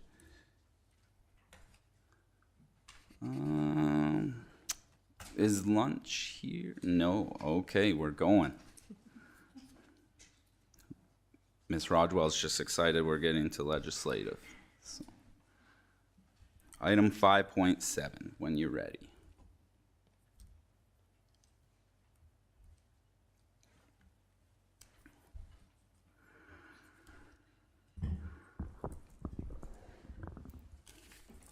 Hello. Hi. So today with Appeal Board's bylaw number 1022-2026, Council is being asked to consider first reading. If adopted, this bylaw would replace the current bylaw and modernize the county's appeal framework. The current structure uses separate appeal bodies for several different appeal streams. Administration is proposing a model intended to improve efficiency, expertise, flexibility, and consistency by using a more consolidated framework. The proposed bylaw enables one shared roster of members to hear all county appeals, pardon me, aside from soil conservation appeals. Those are going to remain an anomaly for the time being because the Act specifies that they must be heard by the Agricultural Services Board. The proposed bylaw establishes an SDAB with the ability to provide intermunicipal appeal services, a county board of appeals to hear matters related to bylaws, the MGA Section 547, appeals under the Weed Control Act, as well as the Agricultural Pests Act. So while the county will still have 3 appeal boards, the bulk of appeals currently assigned to Agricultural Services Appeal Board will shift to that county board of appeals. As mentioned, the proposed bylaw enables a shared roster for board members. This will give the county a larger pool of trained members, additional experience for the members, which will result in increased confidence as well as more consistent decision-making.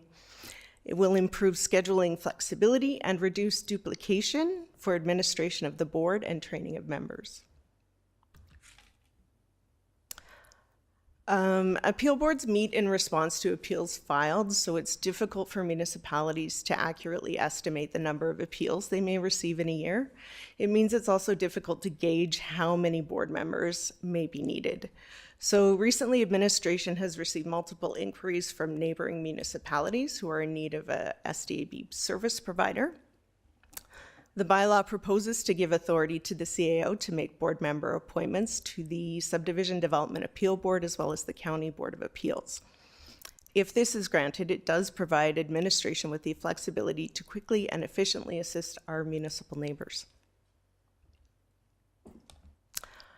Many of our best practices are being brought forward, including a requirement for the board to sit in odd-numbered panels, the ability for a single-member panel to convene a hearing to address procedural issues.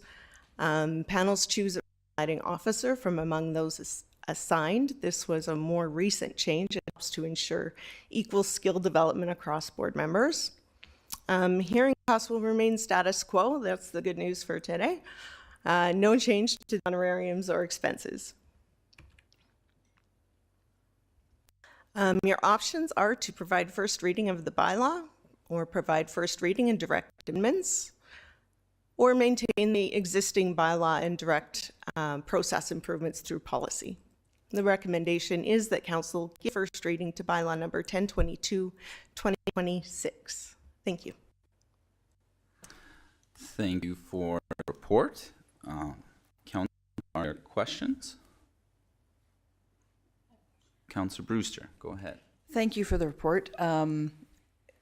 How many appeal board members do we have? And so you said like this isn't going to substantively change the number of members, but how many do we have? We currently have 5 members. Councillor Carly Hansen.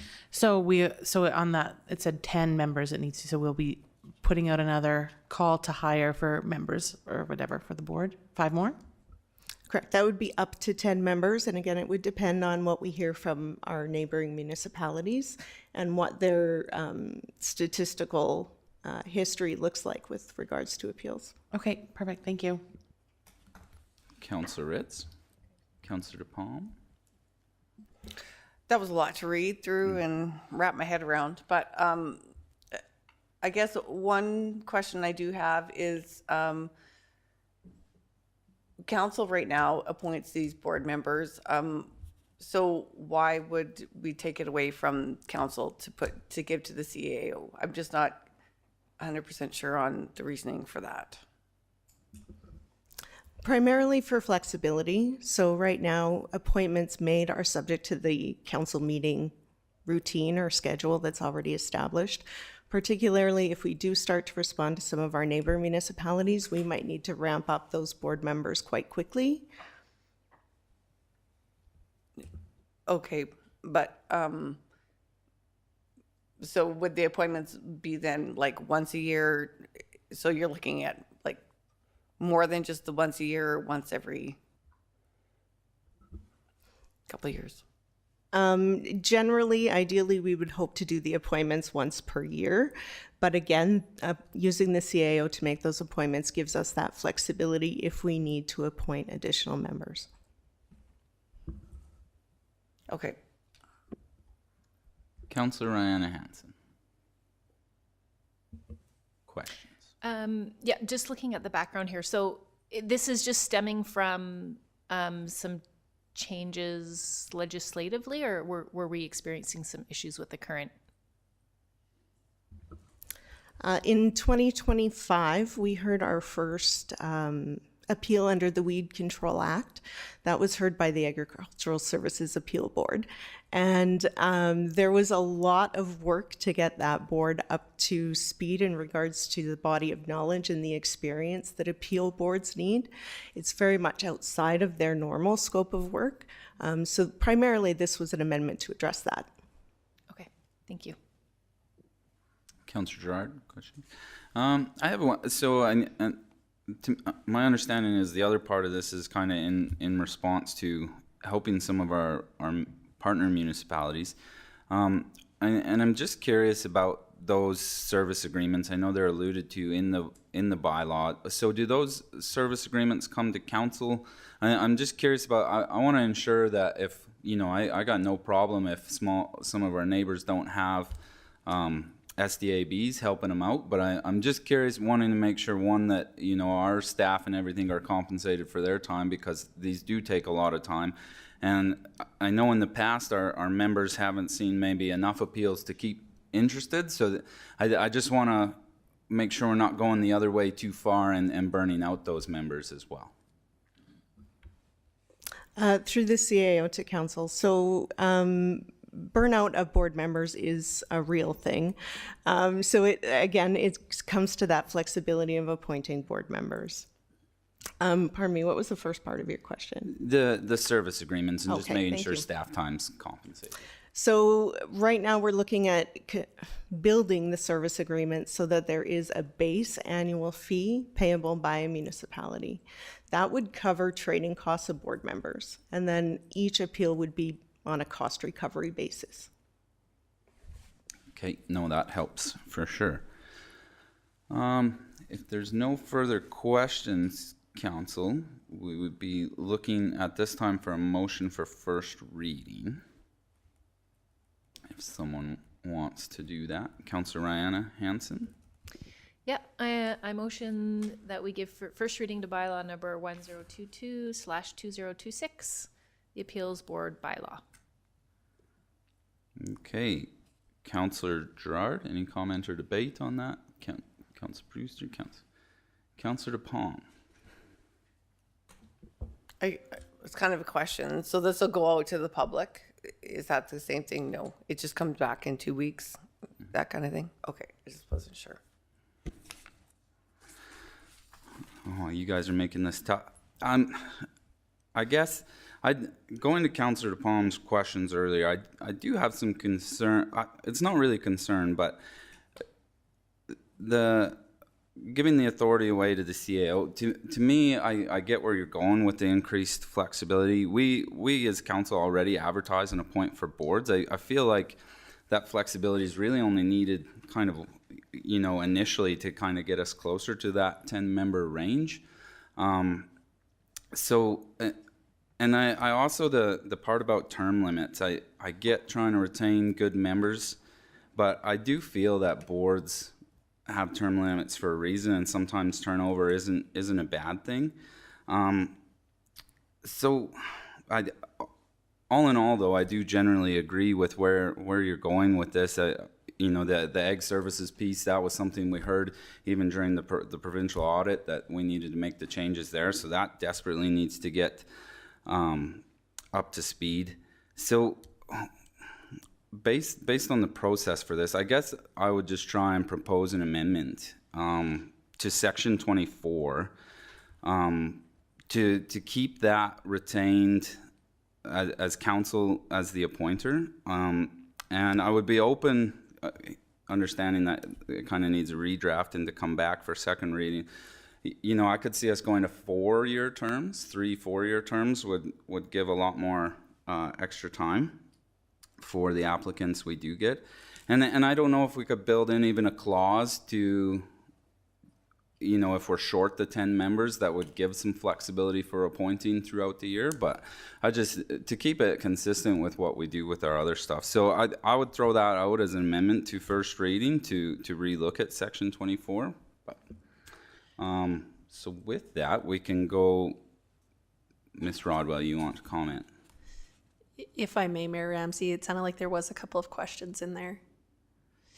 Through the CAO, we would just kind of like to make the distinction that the reason that these appeal bodies are a little bit different is the timeline for their appeals.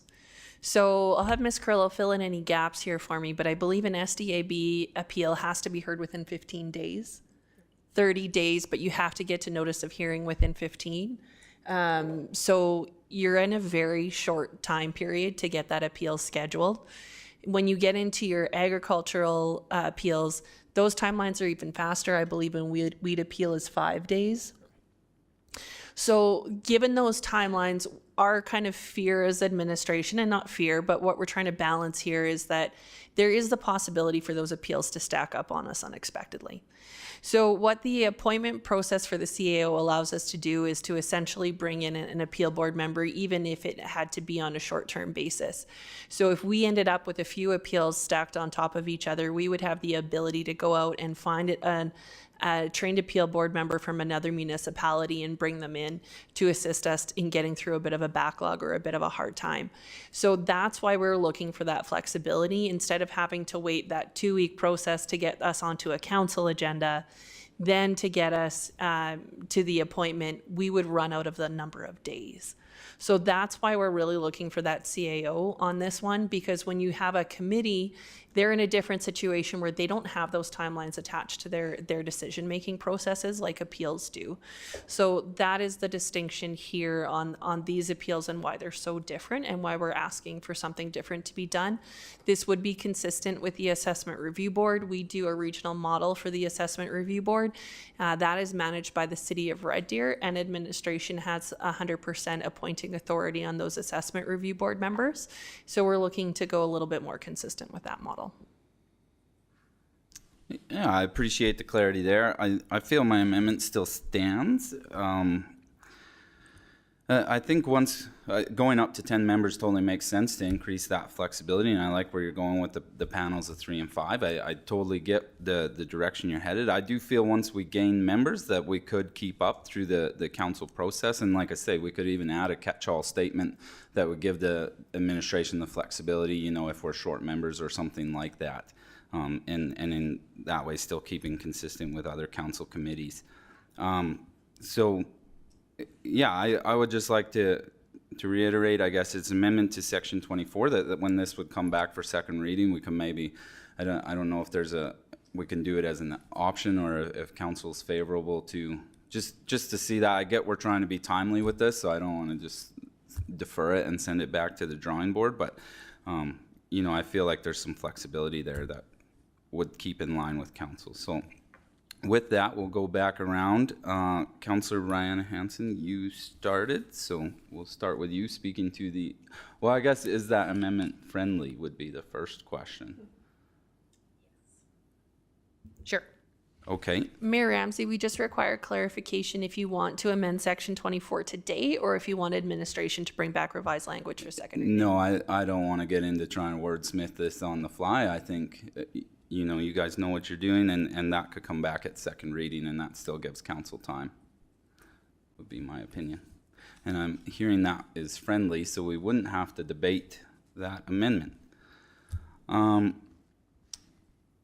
guess, does anyone want to make further comment now that the motion has been amended? Councillor Gerard, Councillor Brewster, Councillor Carly Hansen, Councillor Ritz, Councillor DePalm. Yeah, I totally support the amendment, and I don't know if we could have like some people on standby as alternatives if needed be for this reason. So yeah, I'm in support of the amendment. Thank you for that. Any further comment, Councillor Ryan Hansen? Seeing none, all those in favor of first reading as amended? That's everyone.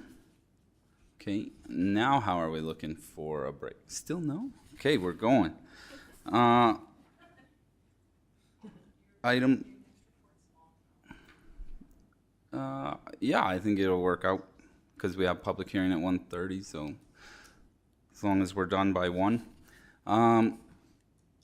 Okay, moving into item 5.8.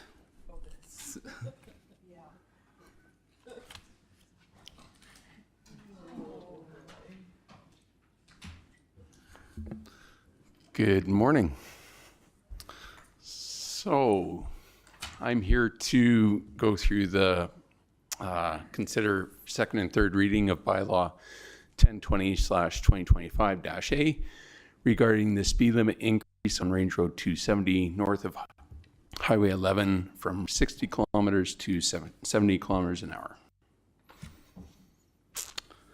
A bit of background on this is Operations Services completed a speed limit evaluation on the above noted section of road, which considered the following transportation criteria.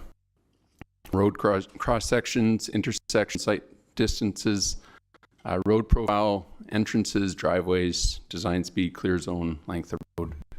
The evaluation determined that the recommended speed limit for this stretch of road is 70 kilometers an hour. So on operations, completed the speed limit evaluation of the above noted road section. On February 17th, 2026, Council considered first reading of the bylaw 1020-2025-A with the following motion, asking us to go out to the stakeholders, landowners of the area, and get a consensus on what they would like to see the speed posted at. So on February 19th, we mailed out 57 letters to the residents in the adjacent area of that road. With the proposed speed limit increase, feedback was requested to be submitted by March 24th via email. With that, we received 54 responses received. 8 of those were duplicates, 2 of them were anonymous, and 44 were valid. Of the 44, 11 responses were from the landowners adjacent to the county portion of Range Road 270. 5 responses were from landowners adjacent to the city portion of Range Road 270, and 28 responses were from landowners in the surrounding area. So the 11 responses that we received from the adjacent landowners, 3 were in favor of 60, 1 was in favor of 60 or 70, 6 were in favor of the 70, and 1 was in favor of the 80.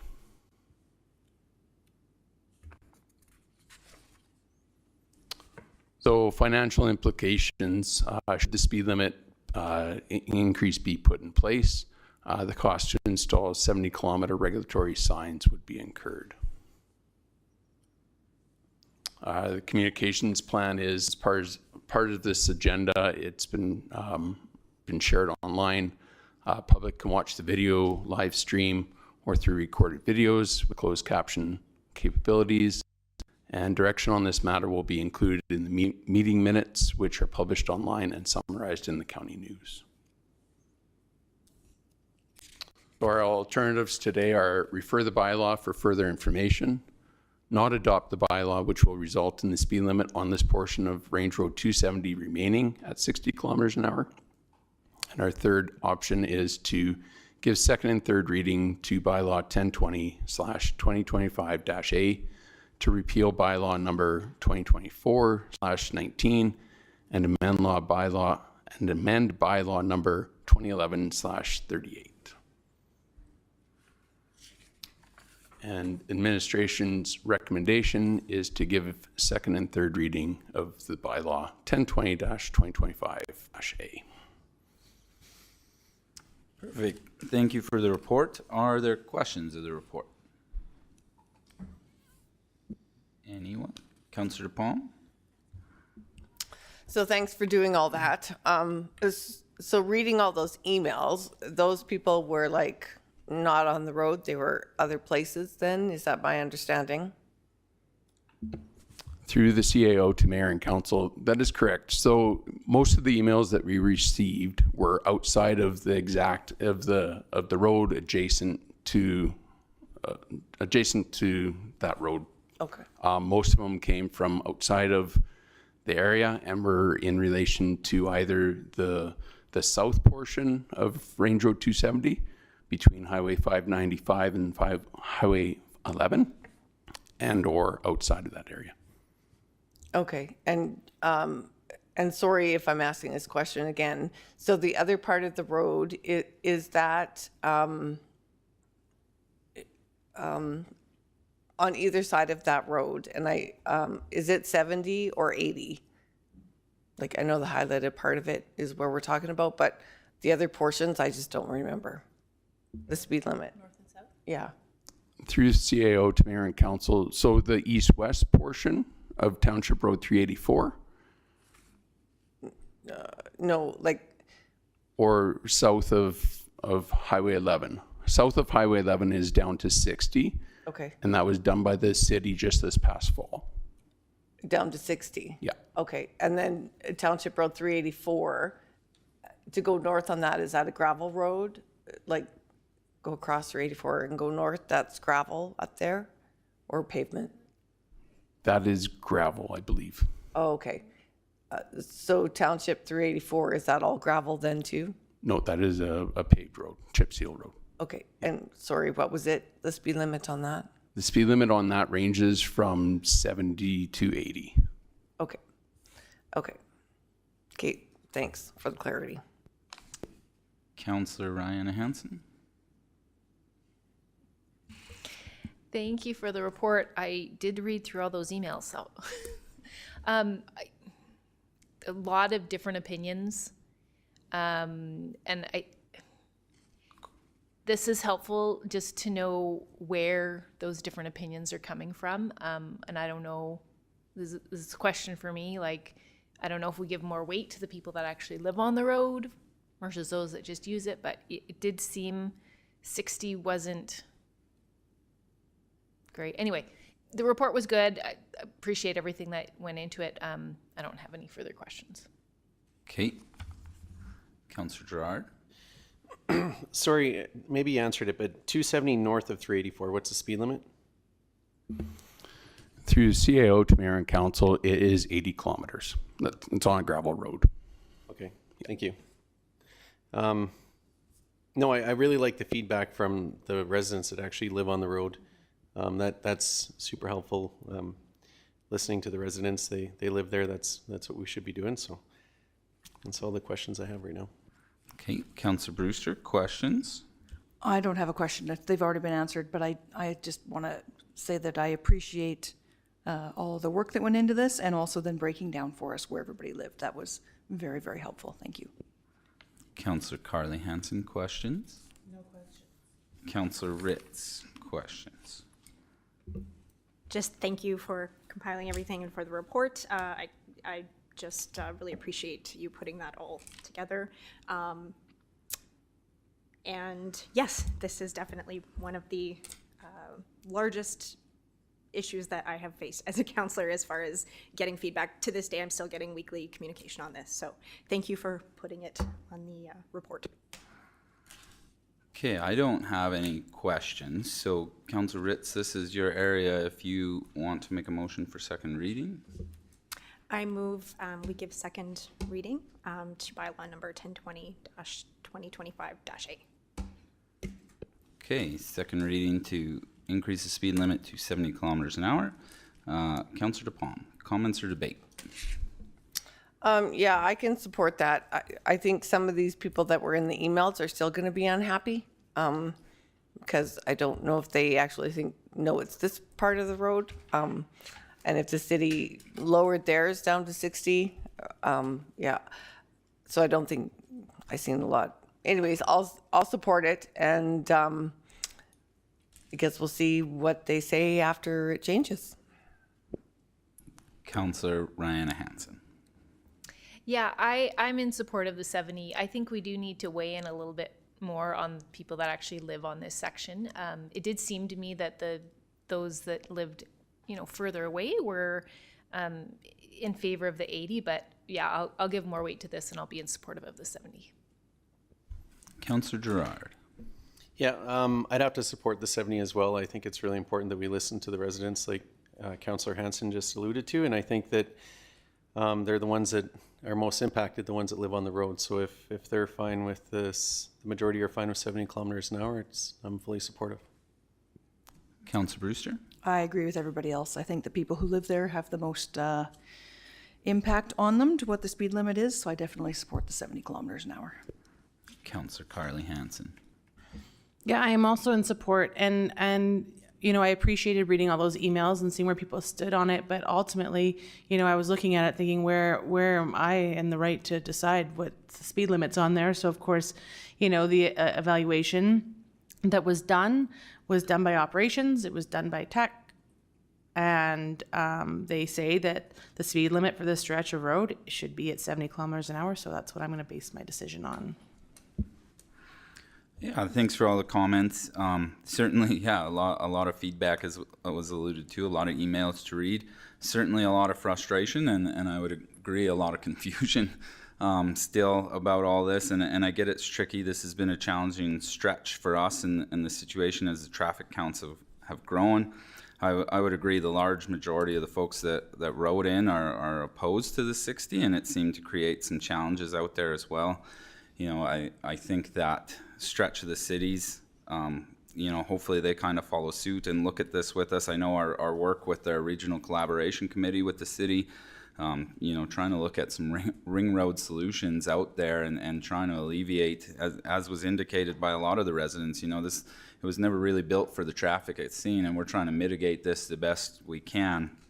And that will likely require some advocacy with Minister Dreeshen, as that sounds like that Highway 11 intersection is also creating some challenge. So I'm certainly in favor of the going to the engineer recommended speed on this, and yeah, hopefully we can continue to work with the residents and improve this area. So Councillor Ritz, I don't know if you have any closing comments on second reading. No, just appreciate everyone's feedback and certainly appreciate the residents for bringing this to my attention repeatedly and for all of their participation. I failed to mention that we had a community meeting on this, and I would say we had at least 50 residents that did turn out for that, and the majority by far was in support of increasing. So anyway, I want to thank the community for obviously being very vocal and being engaged. I appreciate that, and I support this. Thank you. Okay, all those in favor of second reading? Carried unanimously. We'd be looking for someone to move third reading. Okay, Councillor Carly Hansen. Yeah, I'll move third reading, bylaw number 1020-2025/A. Oh, yep, go ahead. No, is that right? Is that the right one? Third reading, yes. Yep. Thanks. Any further comment or debate at third reading? Looking around the table quickly, seeing none. All those in favor of third reading, carried unanimously. Still no. Council, how are we doing? Are we good to keep working? Okay. Item 5.9, please. Ms. Ventry. Hello.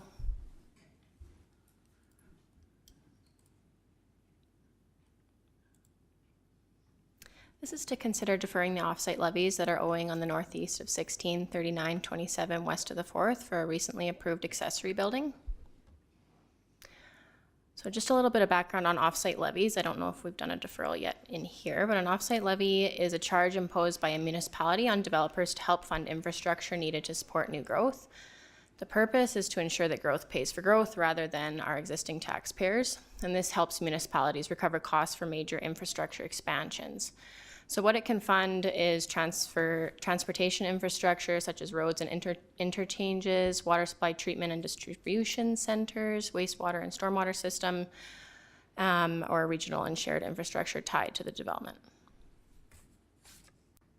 So the Central Park Offsite Levy bylaw was adopted in 2001 and was implemented for various transportation upgrades that can be shown in the table to the right there. How it works is the levies are calculated based on the cost of required infrastructure and anticipated development, and it's charged at the time of subdivision approval or development permit, and rates are typically calculated per acre. This parcel is 1.5 kilometers north of the city of Red Deer, and the parcel is accessed from Town Road 392, which is an internal subdivision road. On March 10th, 2026, the development officer approved a development permit to construct a 576 square foot accessory building, which was a detached garage in this case. As a condition of development, the applicant is required to pay the Central Park offsite levy and transportation contribution. The owner of the parcel is requesting for the offsite levies to be deferred, as the applicant has included a letter with this request. The Central Park offsite levy and transportation contribution states the following.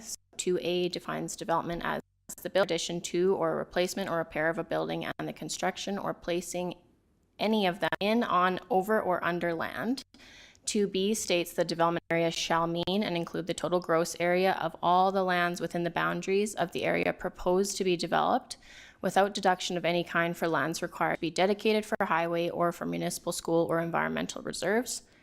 And 6 states, Council of Red Deer County may, at its sole discretion, waive all or any portion of the levies and or contributions required to be paid pursuant to the bylaw. The offsite levies owing for this parcel are $374,267.60. The applicant is requesting that the offsite levies be deferred due to the scale of the development. This bylaw was established in 2001. More recent bylaws exclude the payment of offsite levies where the proposed development is a minor improvement, such as this detached garage, and of course this accessory building could be considered a minor improvement. Our communications plan as part of the agenda, this report has been shared online. Direction on this matter will be included in the meeting minutes, which are published online and summarized in the county news. Our recommendation is to grant approval to defer payment of the offsite levies as per alternatives 4.0A. Thank you. Okay, thank you for the detailed report. Are there questions of administration on this item? Anyone? Councillor Rihanna Hansen. Offsite levies are new to me, so it's a bit of a learning curve. I am familiar with this property. So 374,000, that's a really big number. Has this been little pieces deferred along the way, or how do we get to that number? So this land was consolidated back in 2025 and offsites were deferred on that application as well. So they've just been continually deferred. Sorry, just to clarify. So when it was consolidated, meaning like? So last year we had received, through the CAO to members of mayor and council, last year we did receive a subdivision application to take a portion of this land east of Highway 2 and consolidate it into the rest. So with this parcel being pretty big, it is $5,362 per acre. So just with the size, that's where we're getting that $374,000 coming from. Wow. Okay. That's it for now. Okay. Councillor DePalm, any questions? Councillor Ritz, any questions? Going this way? No. Okay. Yeah, I was going to ask about seeing this previously because I recognized it, but you kind of answered that question. So, Councillor Rihanna Hansen, this is your area. If you're comfortable, you can make a motion.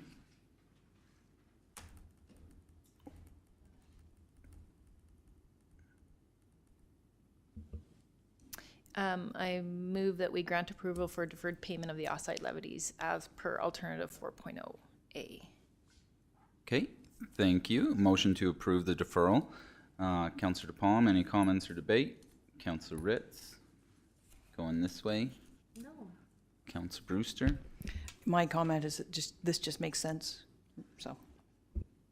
Councillor Gerard.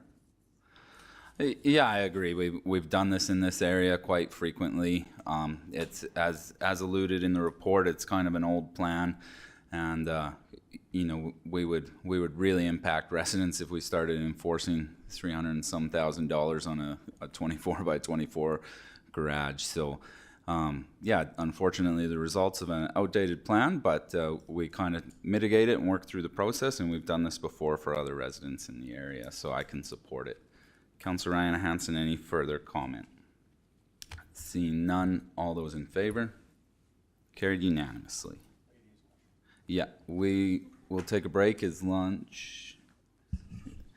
Council, would we be good if we recess to like 1:15? Would that give us time for that first reading? No? The first reading one? Before the public hearing, do you think we could do that if we recess to 1:15? There's a development application 6.1 prior to the public hearing. Mm-hmm. And should be pretty quick. Okay, let's break to 1:15 and hopefully that gives us enough time and then keeps us on track.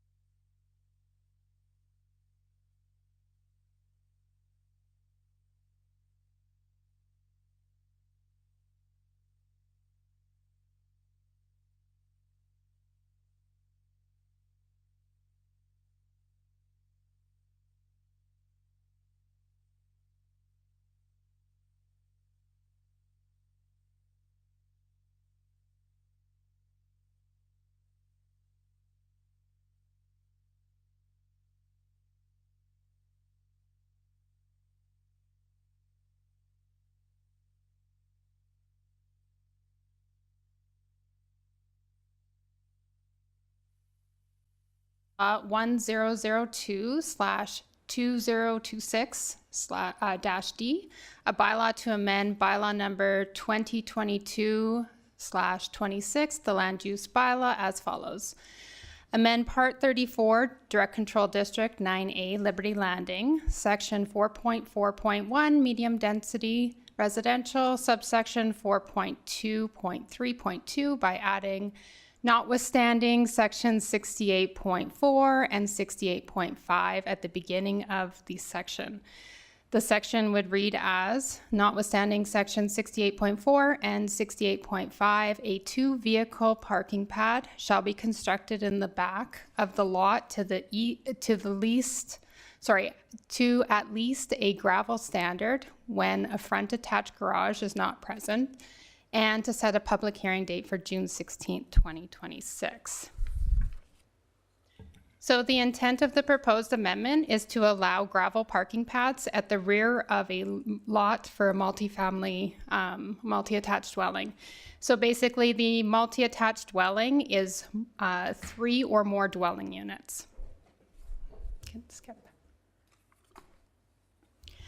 The land use bylaw medium density residential states that a two-vehicle parking pad shall be constructed in the back of the lot to at least a gravel standard when a front attached garage or front driveway is not present. The above section requires a minimum standard of gravel. The land use bylaw section 68.4 and 68.5 imposes additional standards for multi-attached parking. So that would be the clauses that require pavement. This means that all other residential dwellings, including duplexes and secondary suites, can be off gravel. The applicant is proposing the addition of the notwithstanding clause, which would exempt multi-attached dwellings in Liberty Landing from needing hard surface parking. And this is just for the ones that are off the rear laneway. The Liberty Landing Outline Plan provides a broad statement about parking. Liberty Landing has been designed with lanes in all areas except those that back onto a public open space. Rear lanes are used to provide additional off-street parking opportunities for residents by allowing vehicular access to parking pads or rear garages. Rear parking also required in this area. Where they don't have the front parking, they are required to do the rear parking.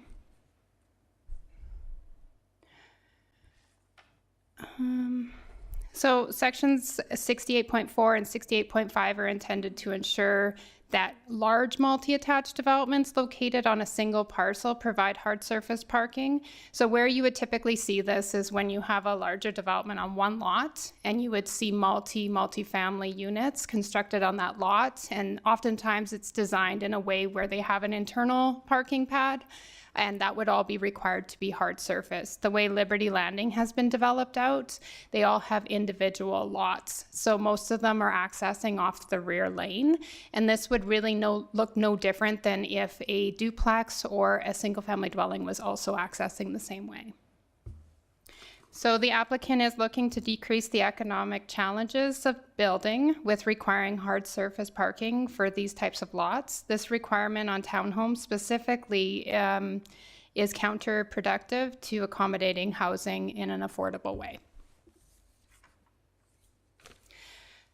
So I'll just kind of go over the communications plan quick. This application will be referred to internal, external agencies as well as adjacent landowners for comments and concerns once first reading has been granted. Proposed amendments will also be provided via county news, online posts on the county's website, and social media prior to the public hearing date. As part of the agenda, this report has been shared online. Direction on this matter will be included in the meeting minutes, which are published online and summarized in the county news. Staff recommendation is to grant first reading to bylaw number 1002/2026D and set a public hearing date for June 16, 2026. Thank you for the report. Are there any questions of the report? And again, just keeping in mind, this is a first reading going to public hearing. Councillor DePalm. Thanks for all that. So the only question I have, is there any other places in this that have the same thing? or that we require them to put pavement down?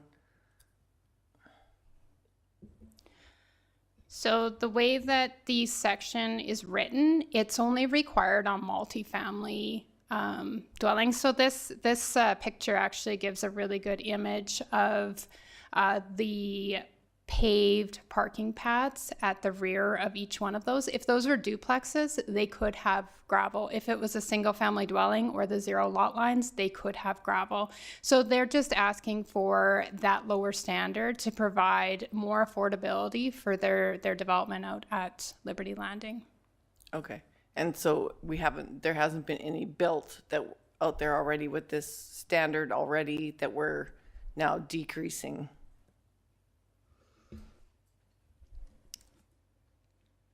I'd have to take a look at the ones that were built, but we do have some that were built, and they do have paved parking pads. We also have one area where a bit of a relaxation was granted, where the pavement they had to pave their aprons. And to be honest, it looks a little odd because all these aprons are paved, and then they had the gravel pads. Allowing the gravel pads would just keep it consistent and provide them that opportunity. Okay. So possibly that information could come back at second reading, maybe. Okay. Okay, thanks. Councillor Ryan Hansen. Questions? I don't know if this is for first reading or not, but is it like gravel to gravel or potentially hard surface to gravel? As it sits right now, the lanes are paved, and this developer particularly does typically pave their lanes for the multifamily. Councillor Gerard, Councillor Brewster, Councillor Ritz. Seeing no further questions, I'm looking for a motion for first reading. Councillor Ritz. I move that we grant first reading to bylaw number 1002-2026-D and set a public hearing for June 16th, 2026. Thank you. Motion for first reading. Any comment or debate on that? Looking around the room. I'd have to agree with this motion.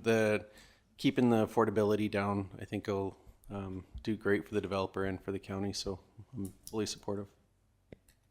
Further comments? All those in favor of first reading? Carried unanimously. And we have a 5-minute break until our public hearing.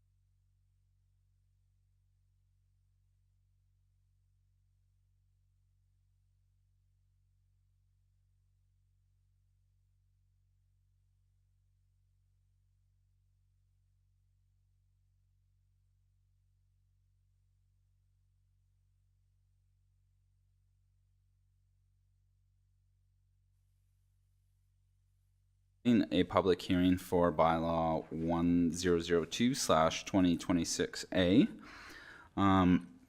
This is an opportunity for the public to provide their comments to council on the proposed bylaw. It's not a forum for debate or questions to council and administration, and in accordance with our meeting procedures bylaw, this is being streamed and recorded on our website. For those participating electronically, we note that due to limited connectivity issues within some areas of the county, we cannot guarantee continued connectivity. We do have a video conference link and phone number as well. So for the public hearing, we will call the hearing to order. Administration will introduce the matter. We will invite members of the public to speak until every member has had the opportunity to do so. Council may ask members of the public questions, and once all members of the public have spoke, then council can ask administration questions that have been raised during the public hearing. Then the public hearing will be declared closed, and this will end the opportunity for anyone to receive new information on the matter, and then we will consider the item. Depending on the information that is received today, council may decide to refer their decision on the matter to another time to allow for council's consideration of the information received or provided to administration. So with that, I will call the public hearing to order. And we have a report from administration on this.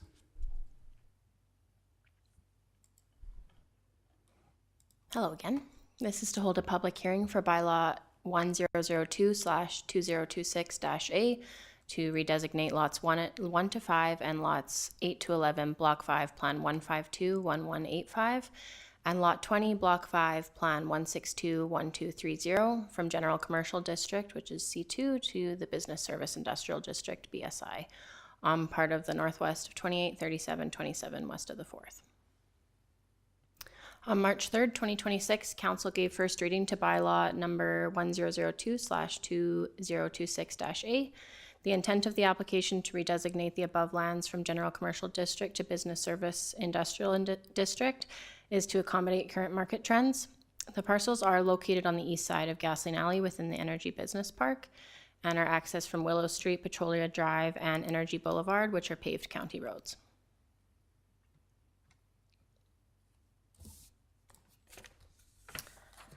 The parcels are zoned General Commercial District C2. Surrounding parcels are zoned Business Service Industrial District and Highway Commercial District.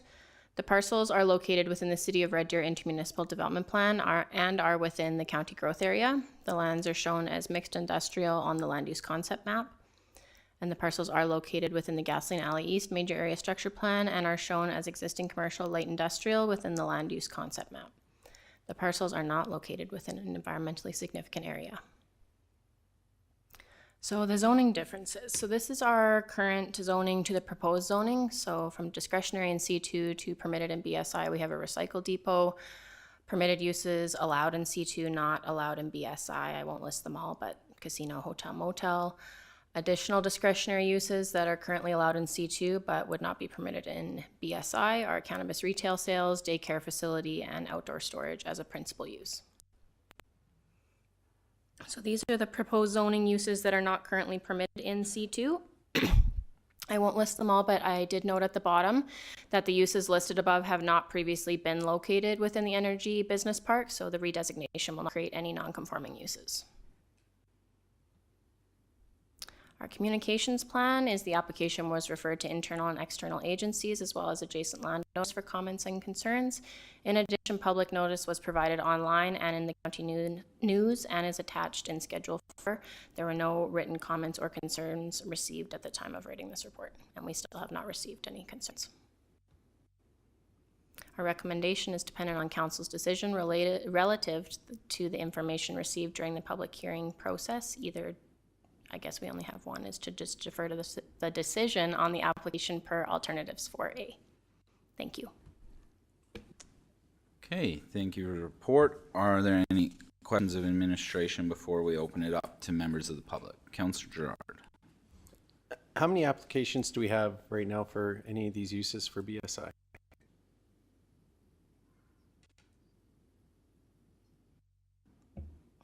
Through the CAO to members of council and mayor, it's vacant currently.